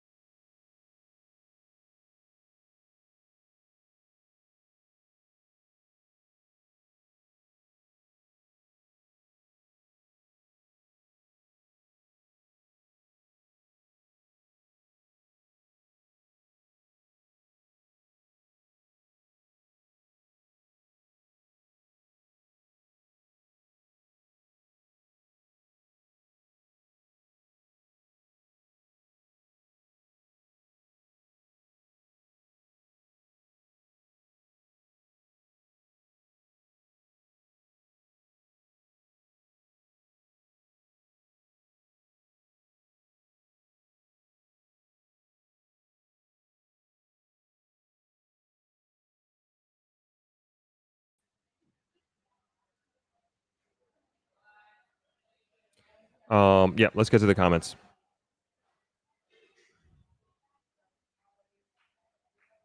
Johnny Johnson says, and the USA real estate laws are evolving. Example, heavy deduction in realtors' fees. Renters with permission of owners can sublease as Airbnb.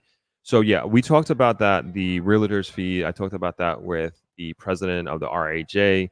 So definitely check that out. And I also asked him, do you think, as they say, like when the United States sneezes, Jamaica catches a cold, right? So is that going to affect real estate here in Jamaica? So, check that interview out. I put it there in the comments already.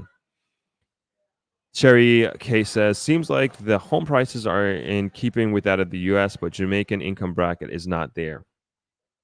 Yes, the average, like I will say that in the sense that I would say it's even, I don't mean worse. It's kind of like worse in a good way, in the sense that the value of real estate in Jamaica is kind of being realized. And I want us to compare Jamaica to other island nations in the Caribbean. And when you look at the pricing per square foot, I did an interview. I'm sorry, switching. I did an interview with the agency, which is a big real estate company, global real estate company.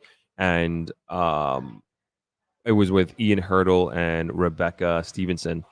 And they were just talking about price per square foot and different regions. And in the Caribbean, Turks and Caicos was not a good example, but they're very much way higher than Jamaica. And we've heard this before. Even Noel from Valerie Levy and Associates, he was saying the same thing about, I think we were talking about the Bahamas or something like that. But the appreciation of land, especially beachfront, waterfront property in Jamaica, is severely undervalued. And what you're seeing now is a recognition of the value of, I think, of its real value. And it's just something that's slowly taking up. And when you look at places like the city in Kingston, right? And a lot of this is I'm getting this from the videos that I did with Noel in understanding the real estate boom that's happening there. A lot of it is being pushed by Jamaicans, and that's both Jamaicans who are living here and Jamaicans who are abroad. Like they're buying up these properties, and these are all, at least the ones that we covered, all Jamaican developers that it's happening. But in terms of like the rental aspect of it, it seems like it needs to come down because I mean, even the professionals of the professionals are like, man, this is way too much. It's not worth it.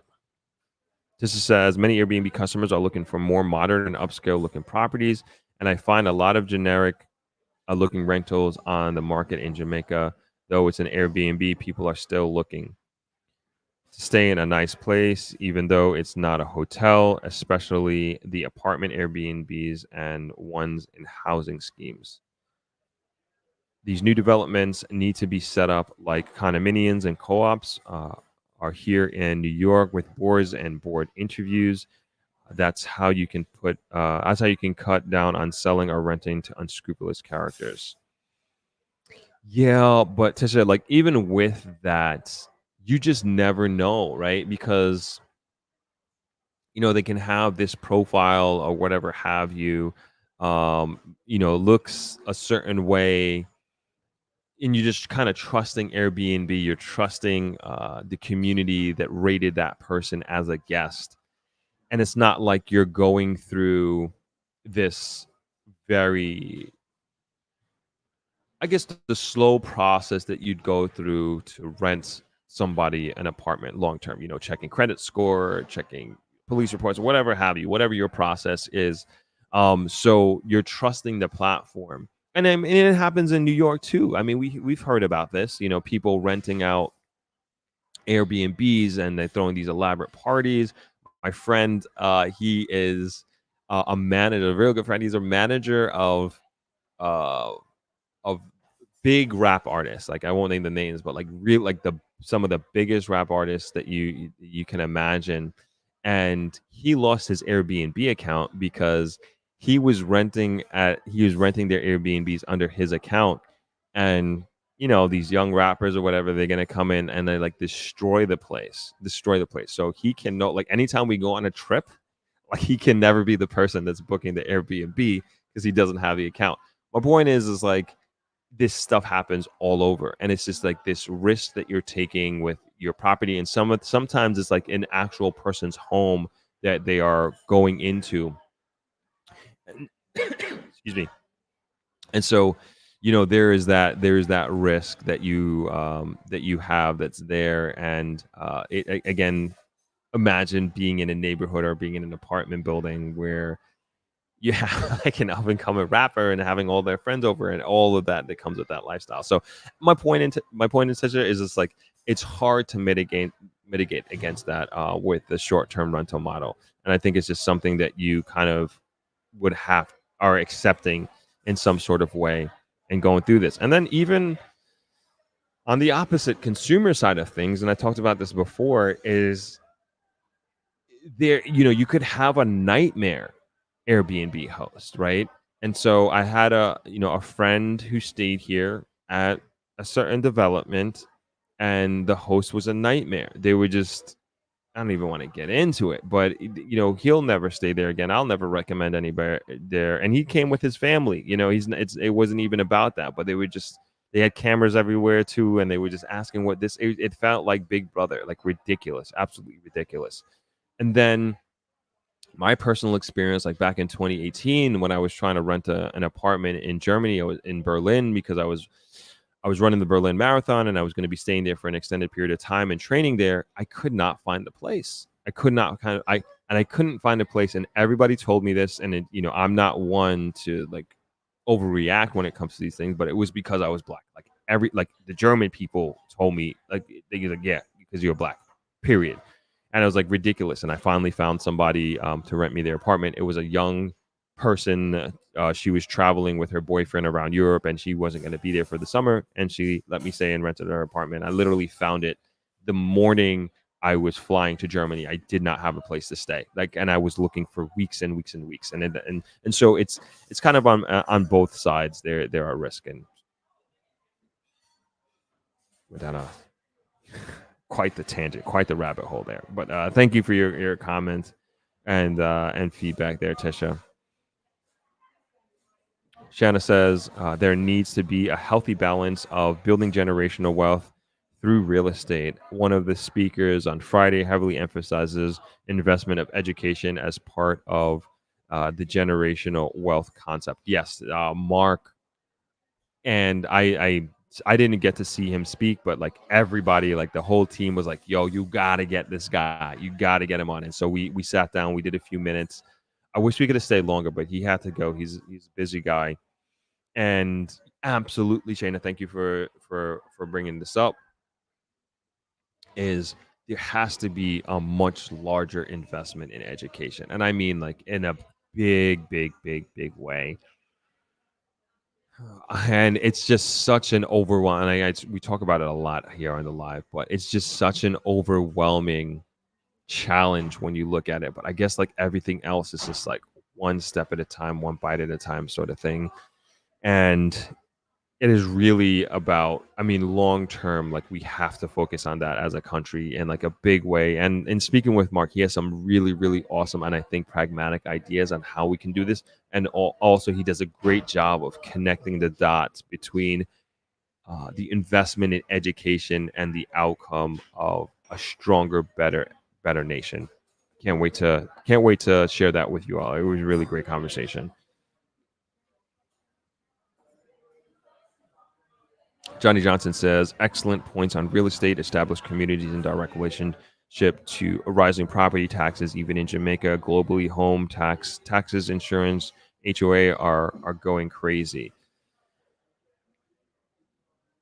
Yeah, and so one of that kind of just triggered a thought in my head about the conversation that I was having with Mark, and one of them was talking about the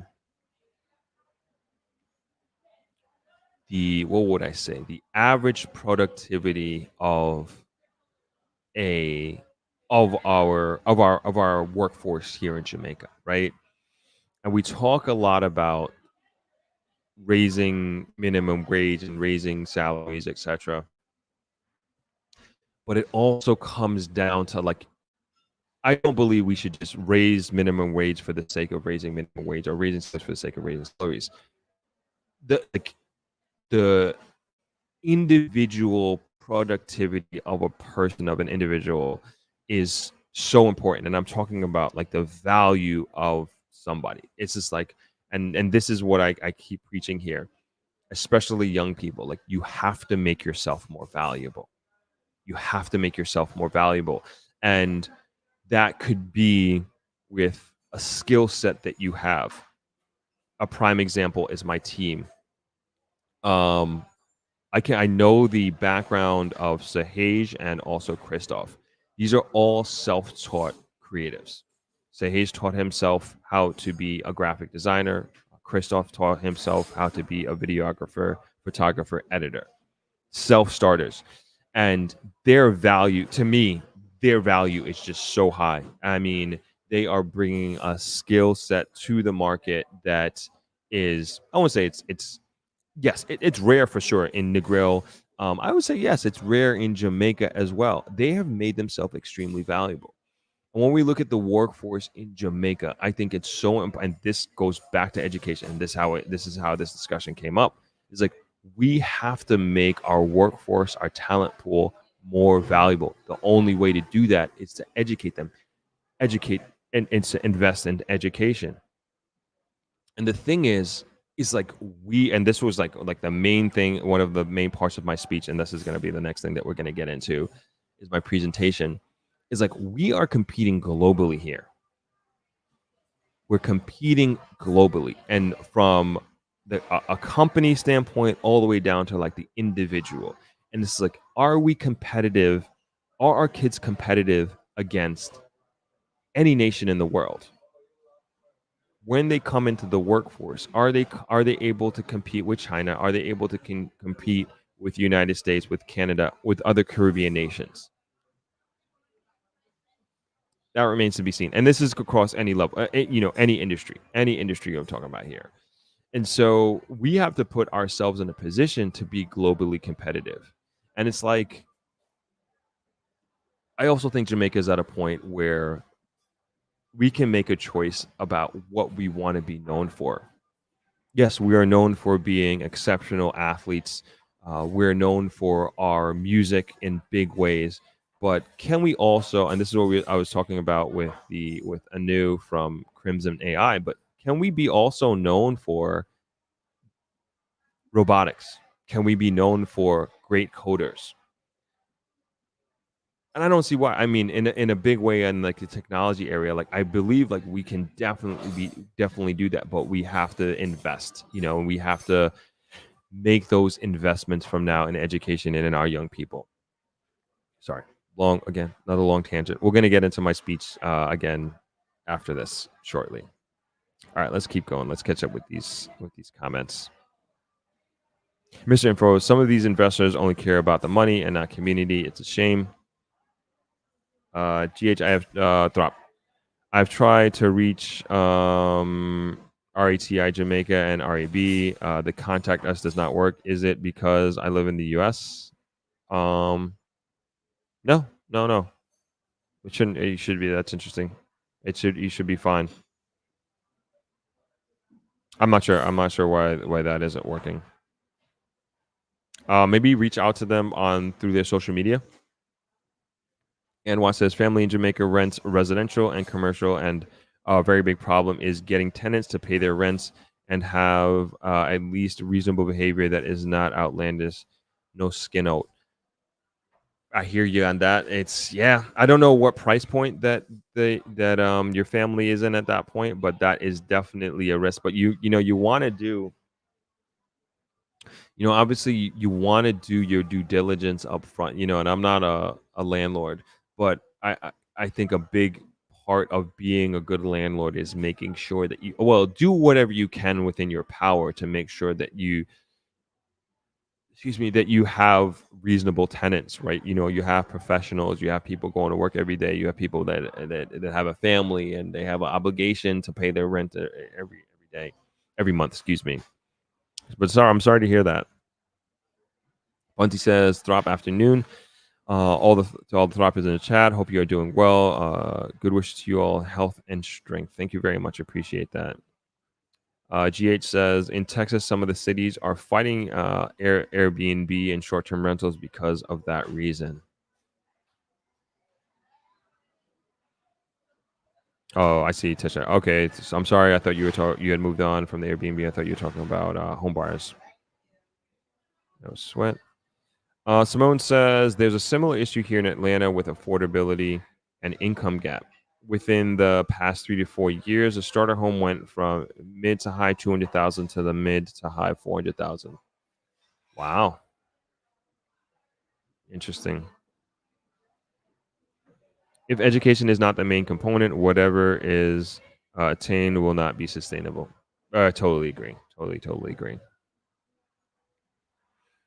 The next thing I want to talk about before I talk about my speech is the commercial side of things. I heard this like crazy. Like people are looking for commercial space. I heard it before this conference, and I heard of this all over this conference. Is like there's a high need, and commercial. It's a lot. They're looking for like manufacturing space to put up like great warehouses and storage. They're looking for commercial space in a big way. I heard this at the Lime that we had on Friday. I heard it in the interviews that I was doing. And so that is, I'm not sure what's happening. I'm going to look into this, but it was definitely on the manufacturing and storage facilities. So something that I'm going to keep my ear to the ground on.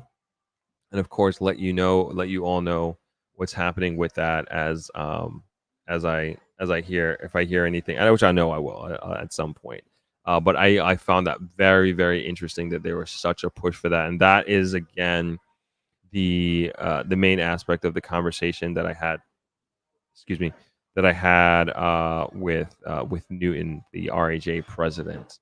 So take a look at that. I'm going to try to. Let me see. I'm going to share that with you all. So I know I already put it there, but take a look at this interview. Really great, insightful stuff. So I threw it there in the comments in the chat right there.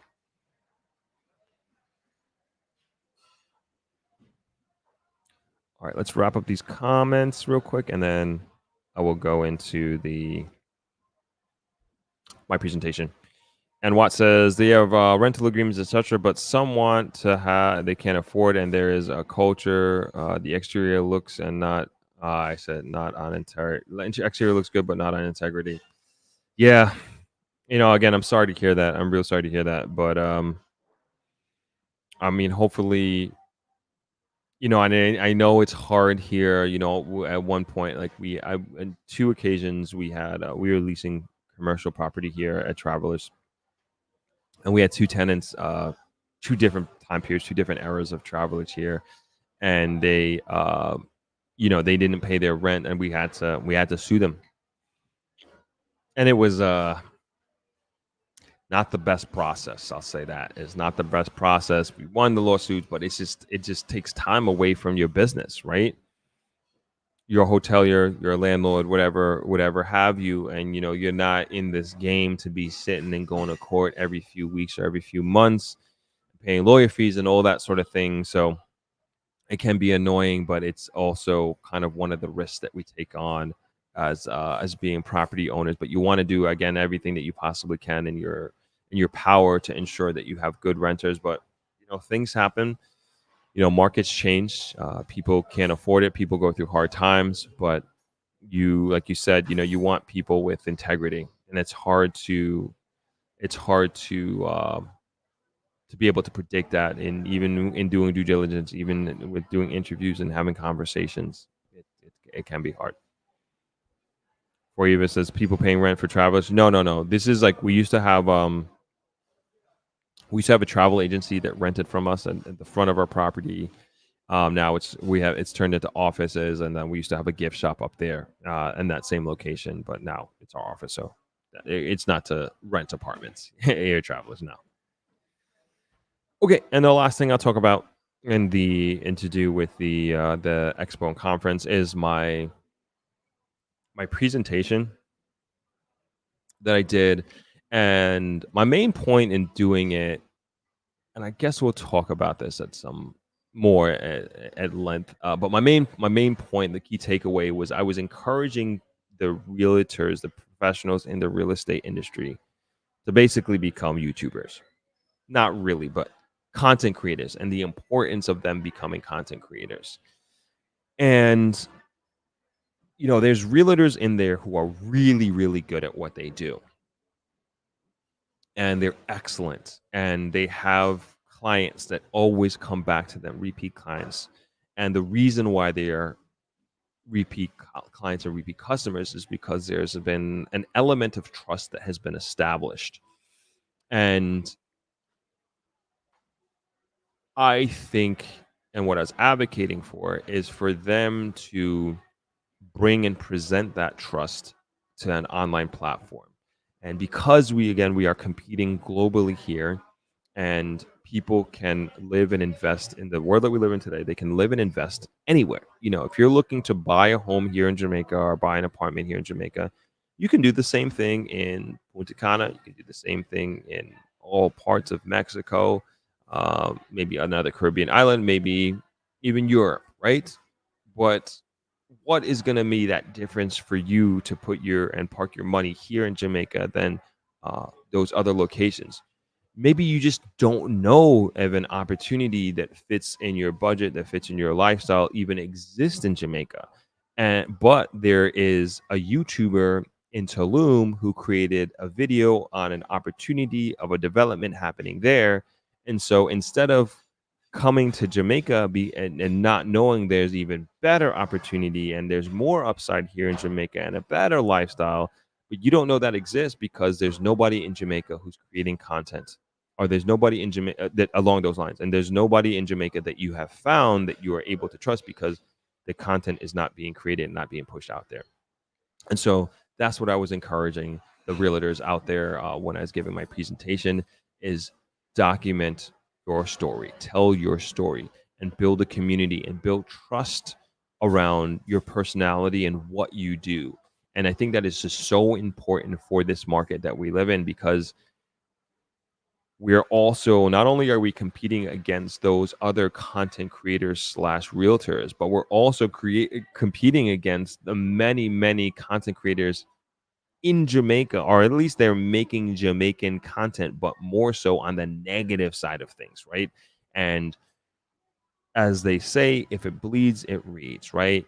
And so there are so many content creators that are making a living or making money off of the demise and misfortune of others, and taking what would happen to a person or family, whatever have you, and sensationalizing it to a point where they're making money off of it. And so we have an obligation, we have a job, like our responsibility really is to create content to combat or at least drown out what's going on, right? And I'm not saying that we need to make content here that's portraying Jamaica as rainbows, butterflies, and cotton candy, because that's not it at all, And I don't do that here on this channel at all. But there is great opportunity, and I think living here is a great life, And I'm very, very happy and proud to be able to call this place my home. But it's also important that I can't do it myself, right? I can't create and generate enough content that will drown that out. And on top of that, not everybody's going to listen to me. Not everybody wants to hear from me. Not everybody can relate to me, you know? And so my point is like there are realtors out there, there are professionals in this space who have potential clients out there that are going to relate to them way more than they are going to relate to me. So important. And so I was just encouraging everybody to really put themselves out there, help and encourage them to create content, to show their houses, to show off their personality, to show off and tell their story. And that was the premise of my presentation. And they, and a lot of people, came up to me after, and I told them, I am not a gatekeeper, and whatever information and knowledge that I have, that I have learned in this space, I would like to share with them. And I think it's important that I share this knowledge, because like my goal here is to push this market forward and to push the opportunities that exist there, to at least share them with the world, and then people can make a decision after that. But at least they'll know that it exists. And I didn't say this in my speech, but like to me, it's very important that a big portion of these opportunities are really taken up by Jamaicans. It should be the large majority of like where Jamaica is heading, the trajectory that we're on, which I'm very confident and bullish on. The benefit should be majority Jamaicans, and there's nothing wrong at all. I encourage foreign direct investment in a big way. I think it's great for the country. And I think it's great for the future of the country. But at the same time, it cannot and should not be only foreigners who are benefiting from this. And I don't think that that's the case and that's happening. But my goal really is to open up the eyes and the minds of people who are potential investors, of Jamaicans, maybe first generation Jamaicans, Americans, or second generation, whatever have you, the diaspora. I really believe it should be us taking on and feeling the benefits of everything that's great and everything that's great that's happening to Jamaica at this point in time. So, and this is how we do it. At least I think, at least in the medium and the media that I know, this is like the best way to do it, at least to have that impact. And so, one of the things that I was doing, I met with a lot of people after, and I was like, man, how do we do this? And so one thing that I was thinking of doing, and I was on the fence about and have been on the fence about, is like doing a course, because this is like, oh, this is like another thing, right? But it's also, walking the walk at the end of the day. If this is something that I really believe in, and I want to get I want to get like this information out, and I want to move this industry forward, and I want us to compete globally, regionally. This is how I would do it, is to create a course. So I'm still, tossing it around, like how I would do it. But like right now, how I would do it, it would not be like a traditional course. It would be more like a coaching setup. It would more like be group coaching is what I'm thinking. And it would be like a limited thing, maybe like 4 coaching sessions with a group. And it'll be like a small group of people is what I'm thinking.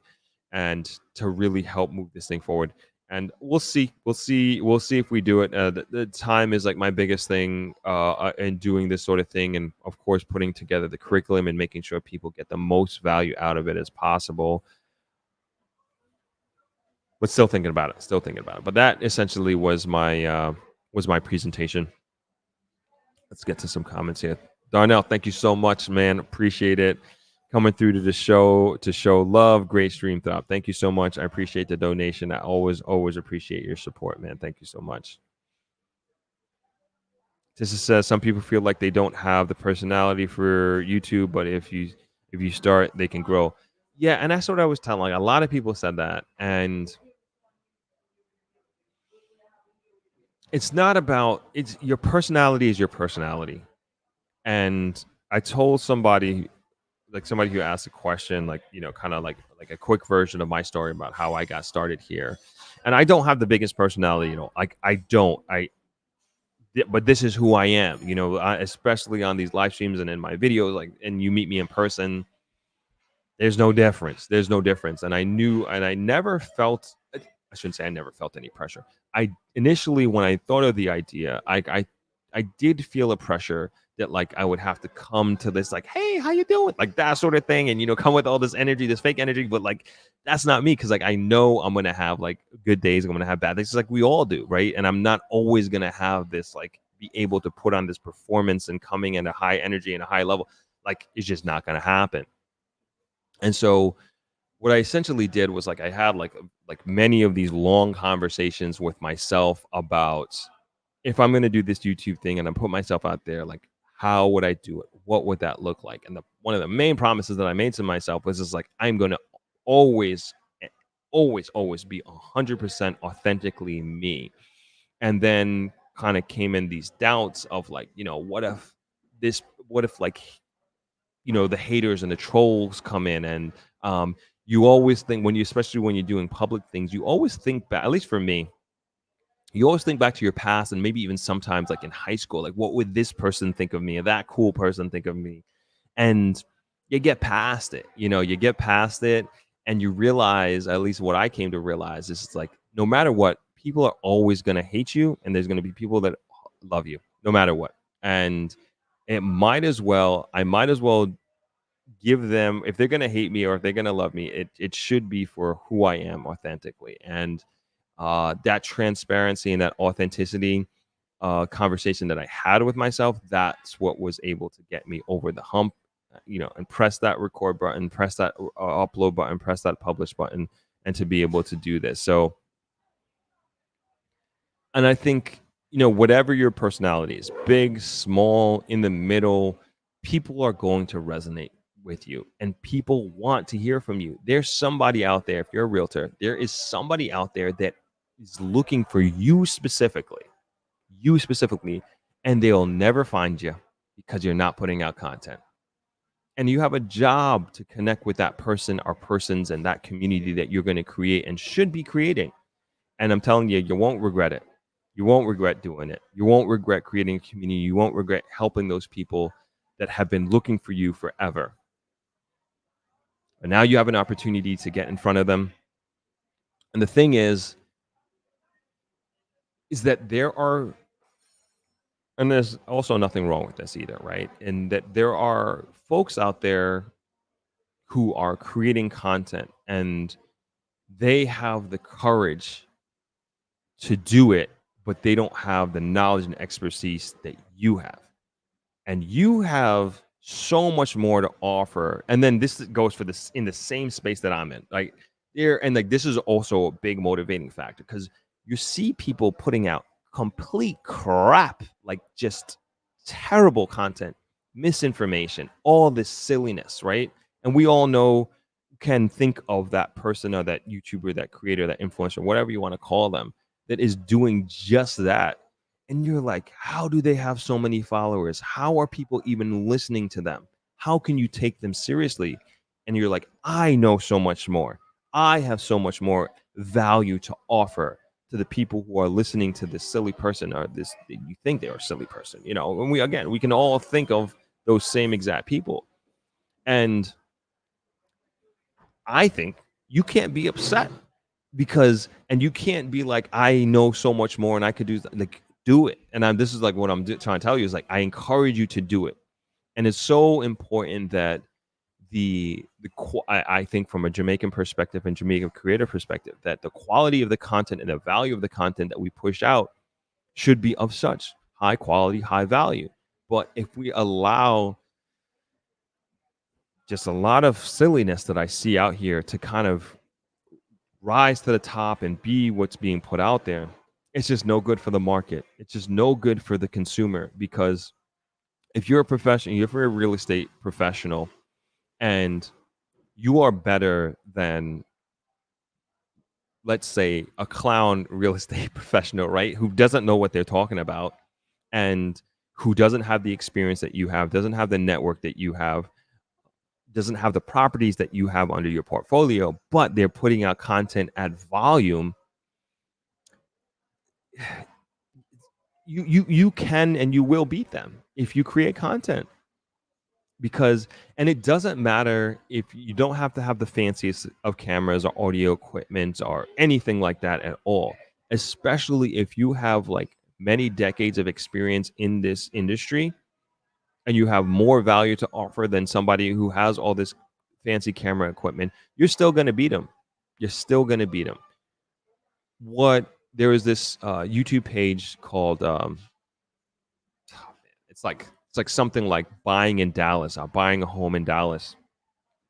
It was one of these pages that really inspired me to really kind of go into the real estate space here in Jamaica, because like I was also seeing that the content that was being created in the real estate space in Jamaica, it was just like it wasn't the highest of quality, right? And I was like, man, how do I get in this space? But then I started listening to this podcast with these guys, let's just call it Buying a Home in Dallas. This is, I don't think that's the exact name, but let's just call it that. And I was listening to this podcast, and it was on a YouTube podcast. And they told they told the interviewer that they had done $90 million in deal flow that year directly from their YouTube channel. And they had under 5,000 subscribers. I was like, you did what? You did 90 million in deal flow with under 5,000 subscribers. And at that time, I think I was at like 20,000 subscribers, or maybe a little less. So, I was three to four times larger than they were. And again, no fancy camera equipment. This guy was on his cell phone doing tours. But the thing about him is like he knew his stuff. And he wasn't trying to sell people on, and this is what also was part of my presentation. He wasn't trying to sell people on like granite countertops, square footage, how green the grass, like none of that. He was telling the story, and he spoke with conviction because he knew what he was talking about. He knew his product, he knew his market, and you can feel that even with 5,000 subscribers. You could feel that. And so bringing it back to Jamaica, like same thing. There are, he didn't even have no drone shots, nothing. It was like the most simplest of shots, but he can speak with conviction about what he knew best. And I think the same thing needs to happen here in Jamaica, that there are a lot of fabulous realtors out there. And there are a lot of clients and potential clients and potential home buyers that need your help, but they're going to go with somebody else because they're putting out content at volume and you're not. And so I know I'm belaboring the point here, but I just hope that my message hit home with them, and that some people are doing it. And if I can help in any way, depending on capacity, we're thinking about seeing how we can do that. Let's go to the comments again. Oh, so sorry. Yeah, Tisha went on a long rant. Doesn't matter about personality. It's the knowledge that you have up here, and can you just talk like you have a regular conversation. And in like, even like as I think about the course, like we would go through that, so important on camera personality. And it's just like, just don't be fake. Just be yourself. I mean, whatever yourself is, you're gonna do well. You're gonna do crazy good because people love your personality. Just like if you have one friend, that means that somebody likes your personality, and I bet you there's gonna be so many other people that really likes your personality. Thanks for that. Thanks for the comment. Just appreciate that. Andrew Max says, I follow probably 6 Jamaican content creators focusing on real estate in Jamaica. I'm sure there are many out there. Yes, there are. Mosaic Travel and Tours, they love that idea. RN2 CEO says, would be great if you create a digital course on how to get started, build, and maintain a YouTube channel. Yes, at some point, I would love to. I would love to do these creative adventures, endeavors, but it's time. It's time. Time is the issue. But yeah, trying to build a team to help me do some of this stuff. Simone says, I'm a bit of an introvert and a perfectionist, hence doing videos on real estate has been a struggle for me. I post tons of stuff about real estate, but hence it vibes to me getting on video, I stumble. I understand that. I mean, the thing is, it's like even at what I'm doing, it's like how can I make this process as frictionless as possible? And like the easiest thing is just like to be able to just like, take up your phone and just start talking and recording into it and upload. Like that's the best way. And like I envy people who are able to create content like that. And I'm sure that I can do that. And that's a weakness of mine as well. And I've come to accept that I am a bit of a perfectionist myself. And it's not a good thing. It's just I put a lot of hours into my videos. And it pays off. It pays off. Even the Pinnacle video, like I put the most amount of hours that I put into any video for sure. But it pays off in the end, and I think there's different levels to it. Like all of my videos aren't going to be the Pinnacle, right? All of them aren't going to be to that level. But even like what we just watched an interview with Felicia. It's a simple setup, but it's the knowledge, it's the value that Felicia has given us. That's what we're getting out of it. I could have done it on a cell phone. Maybe not in that environment. We would have been too noisy, but for the most part, it's like all about the knowledge. And to me, I do believe is like the cream is going to rise to the top. Creme de la creme is going to rise to the top.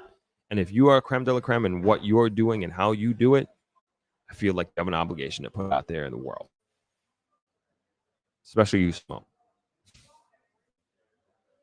Gloria Ward, RN, author, my journey to success, motherless and fatherless. I did it, and you can too. Airbnb, Manchester, Jamaica.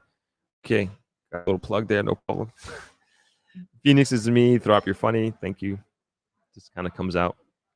Tessa says, I think realtors can team up or create a small team as well, where they may still have to be in front of the camera sometimes, but they have a videographer or other content creators to start. I will also say, I didn't put this in my speech, but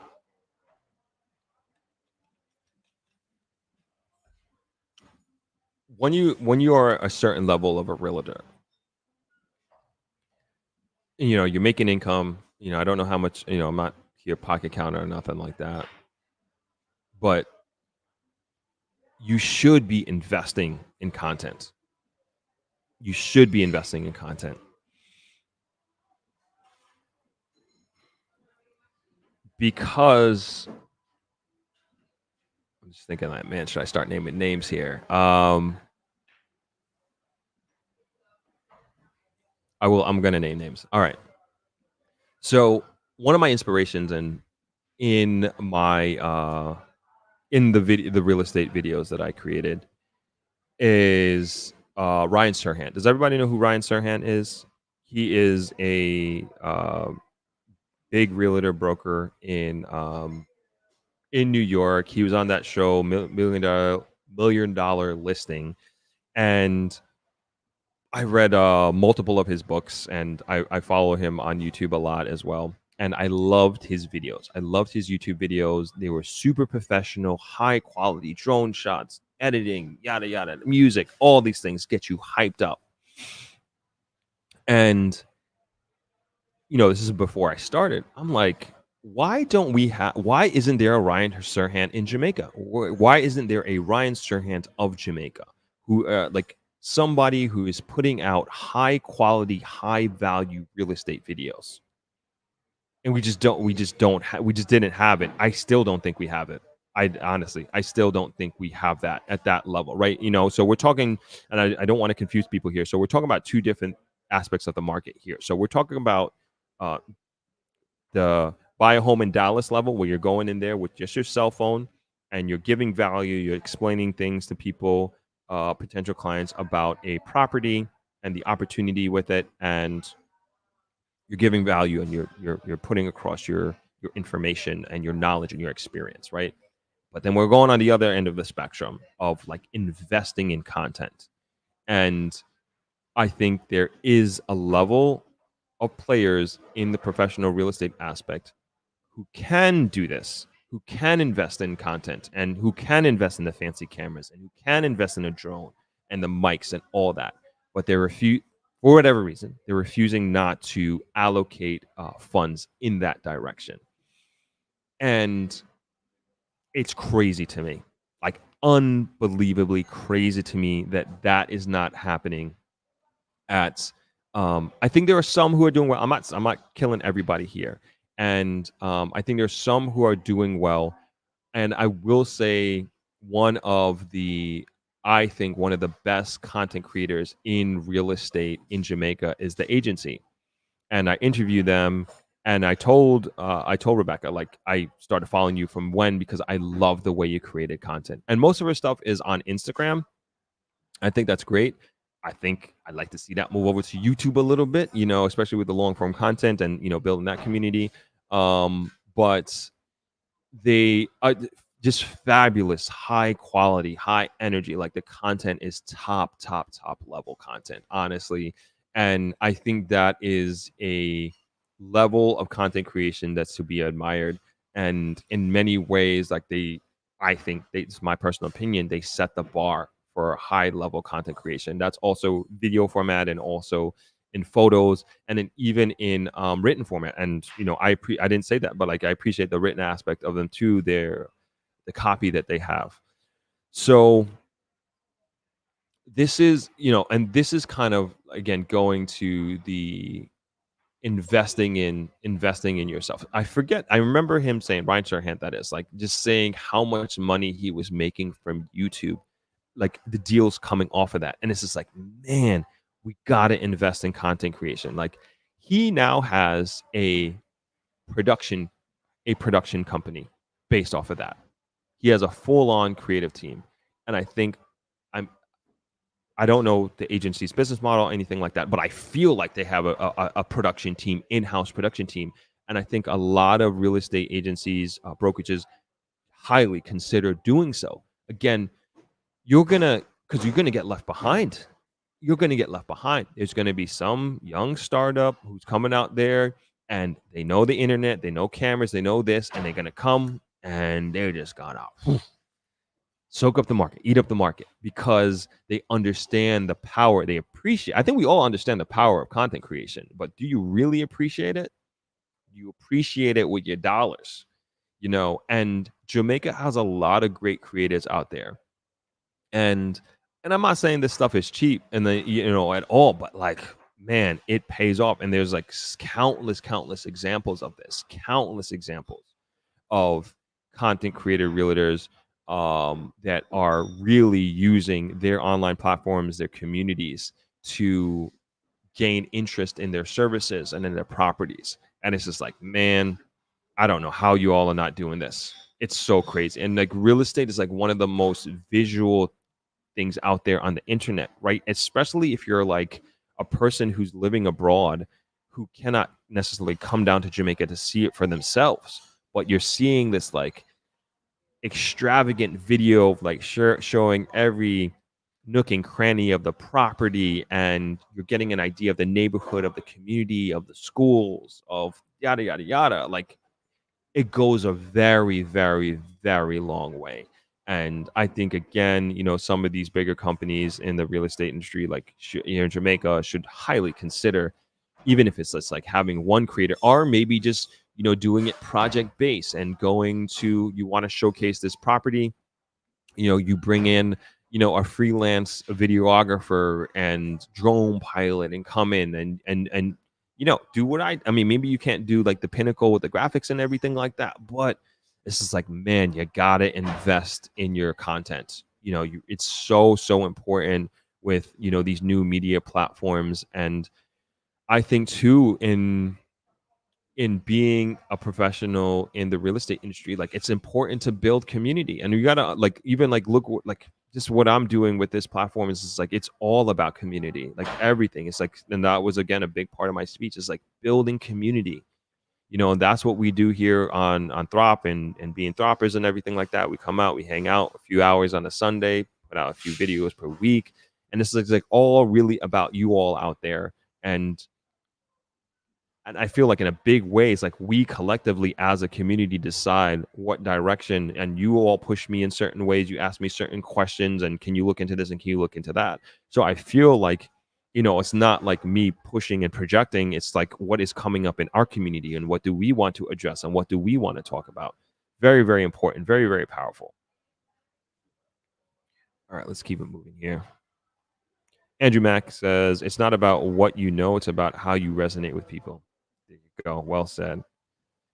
Strong Island is in the building. What's going on, Chris? Good to see you. Simone says, I struggle with doing video and real estate. I post content that I'm not in on the video because I'm an introvert and I get overwhelmed when doing live videos, working on overcoming this. Simone, a big piece of advice I would say is, and this is what I did for an entire year. Like, I'm an introvert too, like 100%. We talk about this all the time. I get sometimes reamed here when people, and it just happened to me the other week.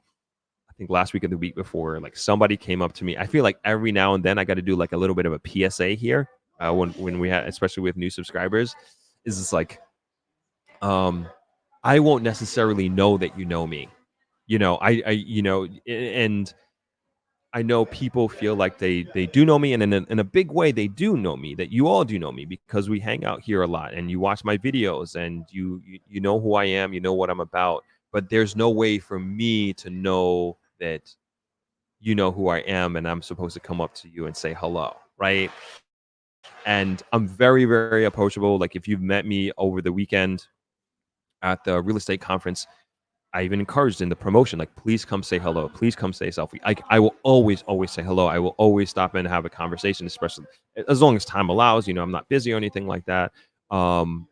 Please say hello. I encourage it, and I love meeting you all, and I truly mean that. And I'm just so grateful that the content that we're creating here on this channel is having the impact that it has, and it doesn't come. I don't have the support of you all. So say that to say, please come say hello. I am an introvert. I'm not one who's like, I'm not a super outgoing person. And how I kind of overcame that is like, it took me a year of having like these internal conversations with myself, like building my confidence. And what I started to do is, like, I used to just record things on my phone and just talk. I used to just talk for like half an hour about whatever. It doesn't have to be real estate, Simone. Just get used to talking to a camera and just talk to the camera about your day, what you ate for breakfast, what you did, your thoughts, almost like a video journal, video diary. And what you'll find is, it's like, you'll get more and more comfortable with talking in front of a camera. And so then you can also do that with the real estate, right? And you can maybe even do your own episode, your own walkthrough, and you don't have to show that video to anybody, and you can use it like game tape. And maybe you will go back and say, oh, maybe I could have done that intro a little bit better or whatever. But I don't even think you should do that in the first place. I think what you should really just focus on is just talking to the camera. Get used to that, and then forget about it. Like, when I first started, like, talking like in an airport or in public to the camera, oh my gosh, I used to like cringe. I was like, oh, everybody's looking at me. Nobody cares. Honestly, nobody cares. And it's so easy for me to say, but there's even times now I still get nervous. I for sure still get nervous about it. But it just comes with practice. And I think a big cheat code is that you just recording on your phone, and it never has to see the light of day. Never you just because you record doesn't mean you have to publish. Just keep that in mind. And it'll kind of help you get over these jitters a little bit. And if you want to, if you're open to, you can always share it with a friend, see what they thought. But it should just be you talking, like how we've had conversations before, and we're on the Skype meetings and we're interacting. It should be exactly that because, and I forgot to make this connection before when I was talking about it. In terms of being authentically you and who you are, it's like you don't need to fake that. You don't need to think about it because you can just get up and do it. And that's what comes with being authentic and genuine. You don't have to think about it. You don't have to hype yourself up. You're just getting on the phone and you're talking. Again, in front of the camera, you're talking. So this is my advice of like how I did it. And like I said, I did like a year, like a full year of just talking into my camera, talking into my phone, just really like building. I can do this. I can do this. I can do this, sort of thing. So, hopefully that helps.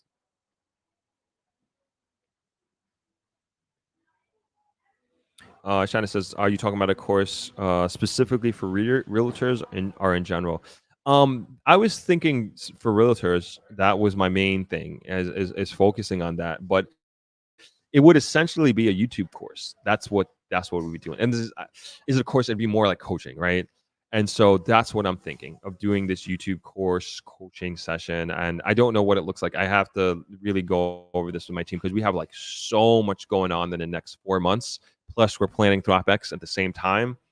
And so I really got to be realistic about my capacity and what I can take on and what we can take on as a team. So we'll let you know. We'll probably make it. Not probably. We'll make a decision this week as to if we're going to do this or not.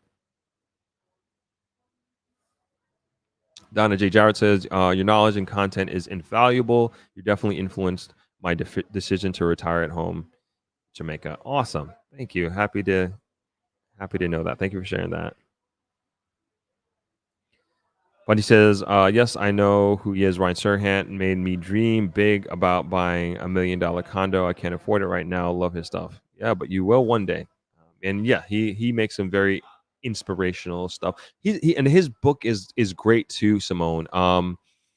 It's called Sell It Like Serhant. And one of the main takeaways from that book, side note, is that he encourages, no, it's a requirement. Sorry. It's now a requirement for everybody who works at Serhant. I don't know if that's his full name of his company, but everybody who works for him, every agent has to take improv classes. And that was one of his secrets. It's like being able to think on the fly and adjust and bring out your personality. And I think that is so, so awesome. I've never took an improv class. I would love to. Definitely outside my comfort zone. Maybe I'll do one this summer. I don't know. But that was one of the main takeaways from his book is one of his cheat codes was doing improv. And he, again, I think is a requirement that every one of his agents has to do improv. So take that in consideration, but I would highly recommend his book for you, Simone. Andrew Max says Property Viewers does a good job. Yes, I do like Property Viewers as well. I follow them. Phoenix is me says very inspiring. You're definitely a pioneer in creating great content and showcasing Jamaica. I'm even more intrigued in relocating there in the near future. Thank you for all you do. You're welcome. Thank you for watching. Punty says drones are so cheap now. Almost anyone can get one. Even automatic follow drone are available now. I heard. No need to hire an extra person to operate your drone, which adds to your expense. Yep. Great point. I think so too. Chelsea says, thought the video you did about the Pinnacle is of the highest standard that I have seen from a content creator in Jamaica. I would love to see more of those videos. Well done, sir. Thank you very much. That's what I'm going for. When I create my content, like I want to create the the best I possibly can. And like always, like, and I tell, and I was having this conversation with my team, a bunch of creators, right? And what you'll find is like on this creative journey is like you'll think whatever video that like I made Pinnacle, right? And I think it's great. I think it's a great video. But I'll look back on this from a year from now, maybe a year and a half from now, and I'm like, that video was garbage. And that's because of like this growth, right? And like having this growth mindset and approach. This is like I'm always want to get better. And I look back at the videos that I started. Like I think 2018 was my first video that I posted. And at the time I thought they were amazing. So cool and music. And I look back and I was just like, these are terrible. These are terrible. Like there's just so many things that I would do differently. But I just got so much better as a filmmaker. I got so much better as a storyteller. I got so much better as a creator in general. And along your journey, you will do the same. And you should be confident about what you're putting out. And you should think it's awesome. You should think it's amazing because you're always going to put out amazing stuff. But that amazingness is for right here and now, and based on your capabilities and who you are at this moment, and that's great. And then as you go on the next 12 months, as you're doing this and as you're getting better and better and better, you're just going to and without even realizing it, you're just going to build on that foundation, and you're going to look, because it's so visual to like map your progress in this forum and on this forum and on these platforms, because you can look back and you can compare apples to apples.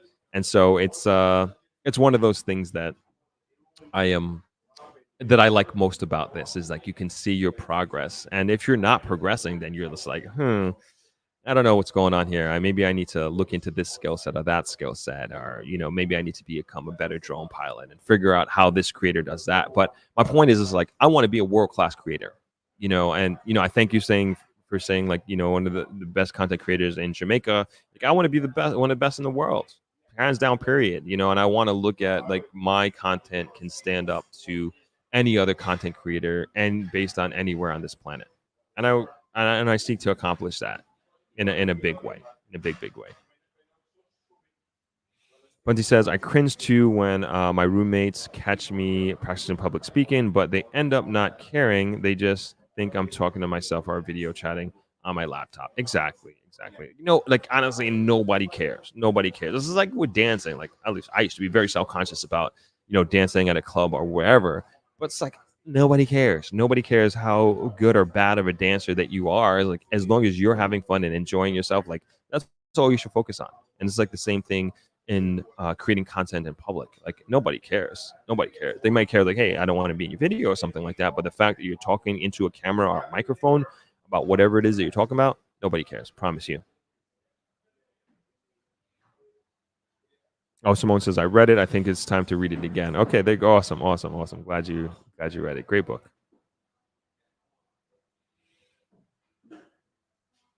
Okay. All right. I think we're going to call it there. This has been great. This has been a really, really good one. I hope we got you learned a little bit about the conference. And as great as the conference was, now we're going to be getting back to our regular content here. No more Thursday live streams, at least for right now. We'll probably bring it back over the summer in preparation for Thropx, so we can bring you those weekly updates on how the planning is going. But if you're not aware, Thropx tickets are available at thropx.com. I'll throw that up in the comments.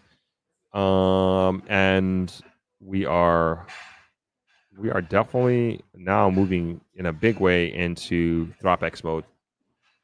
And the dates are November 17th to the 22nd. We added a day because we need a day to do business.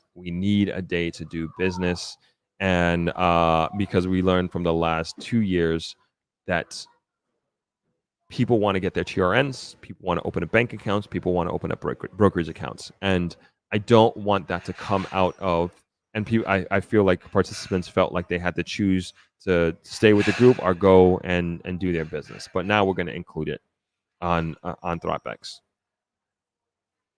Yeah, we're going to do that. All right.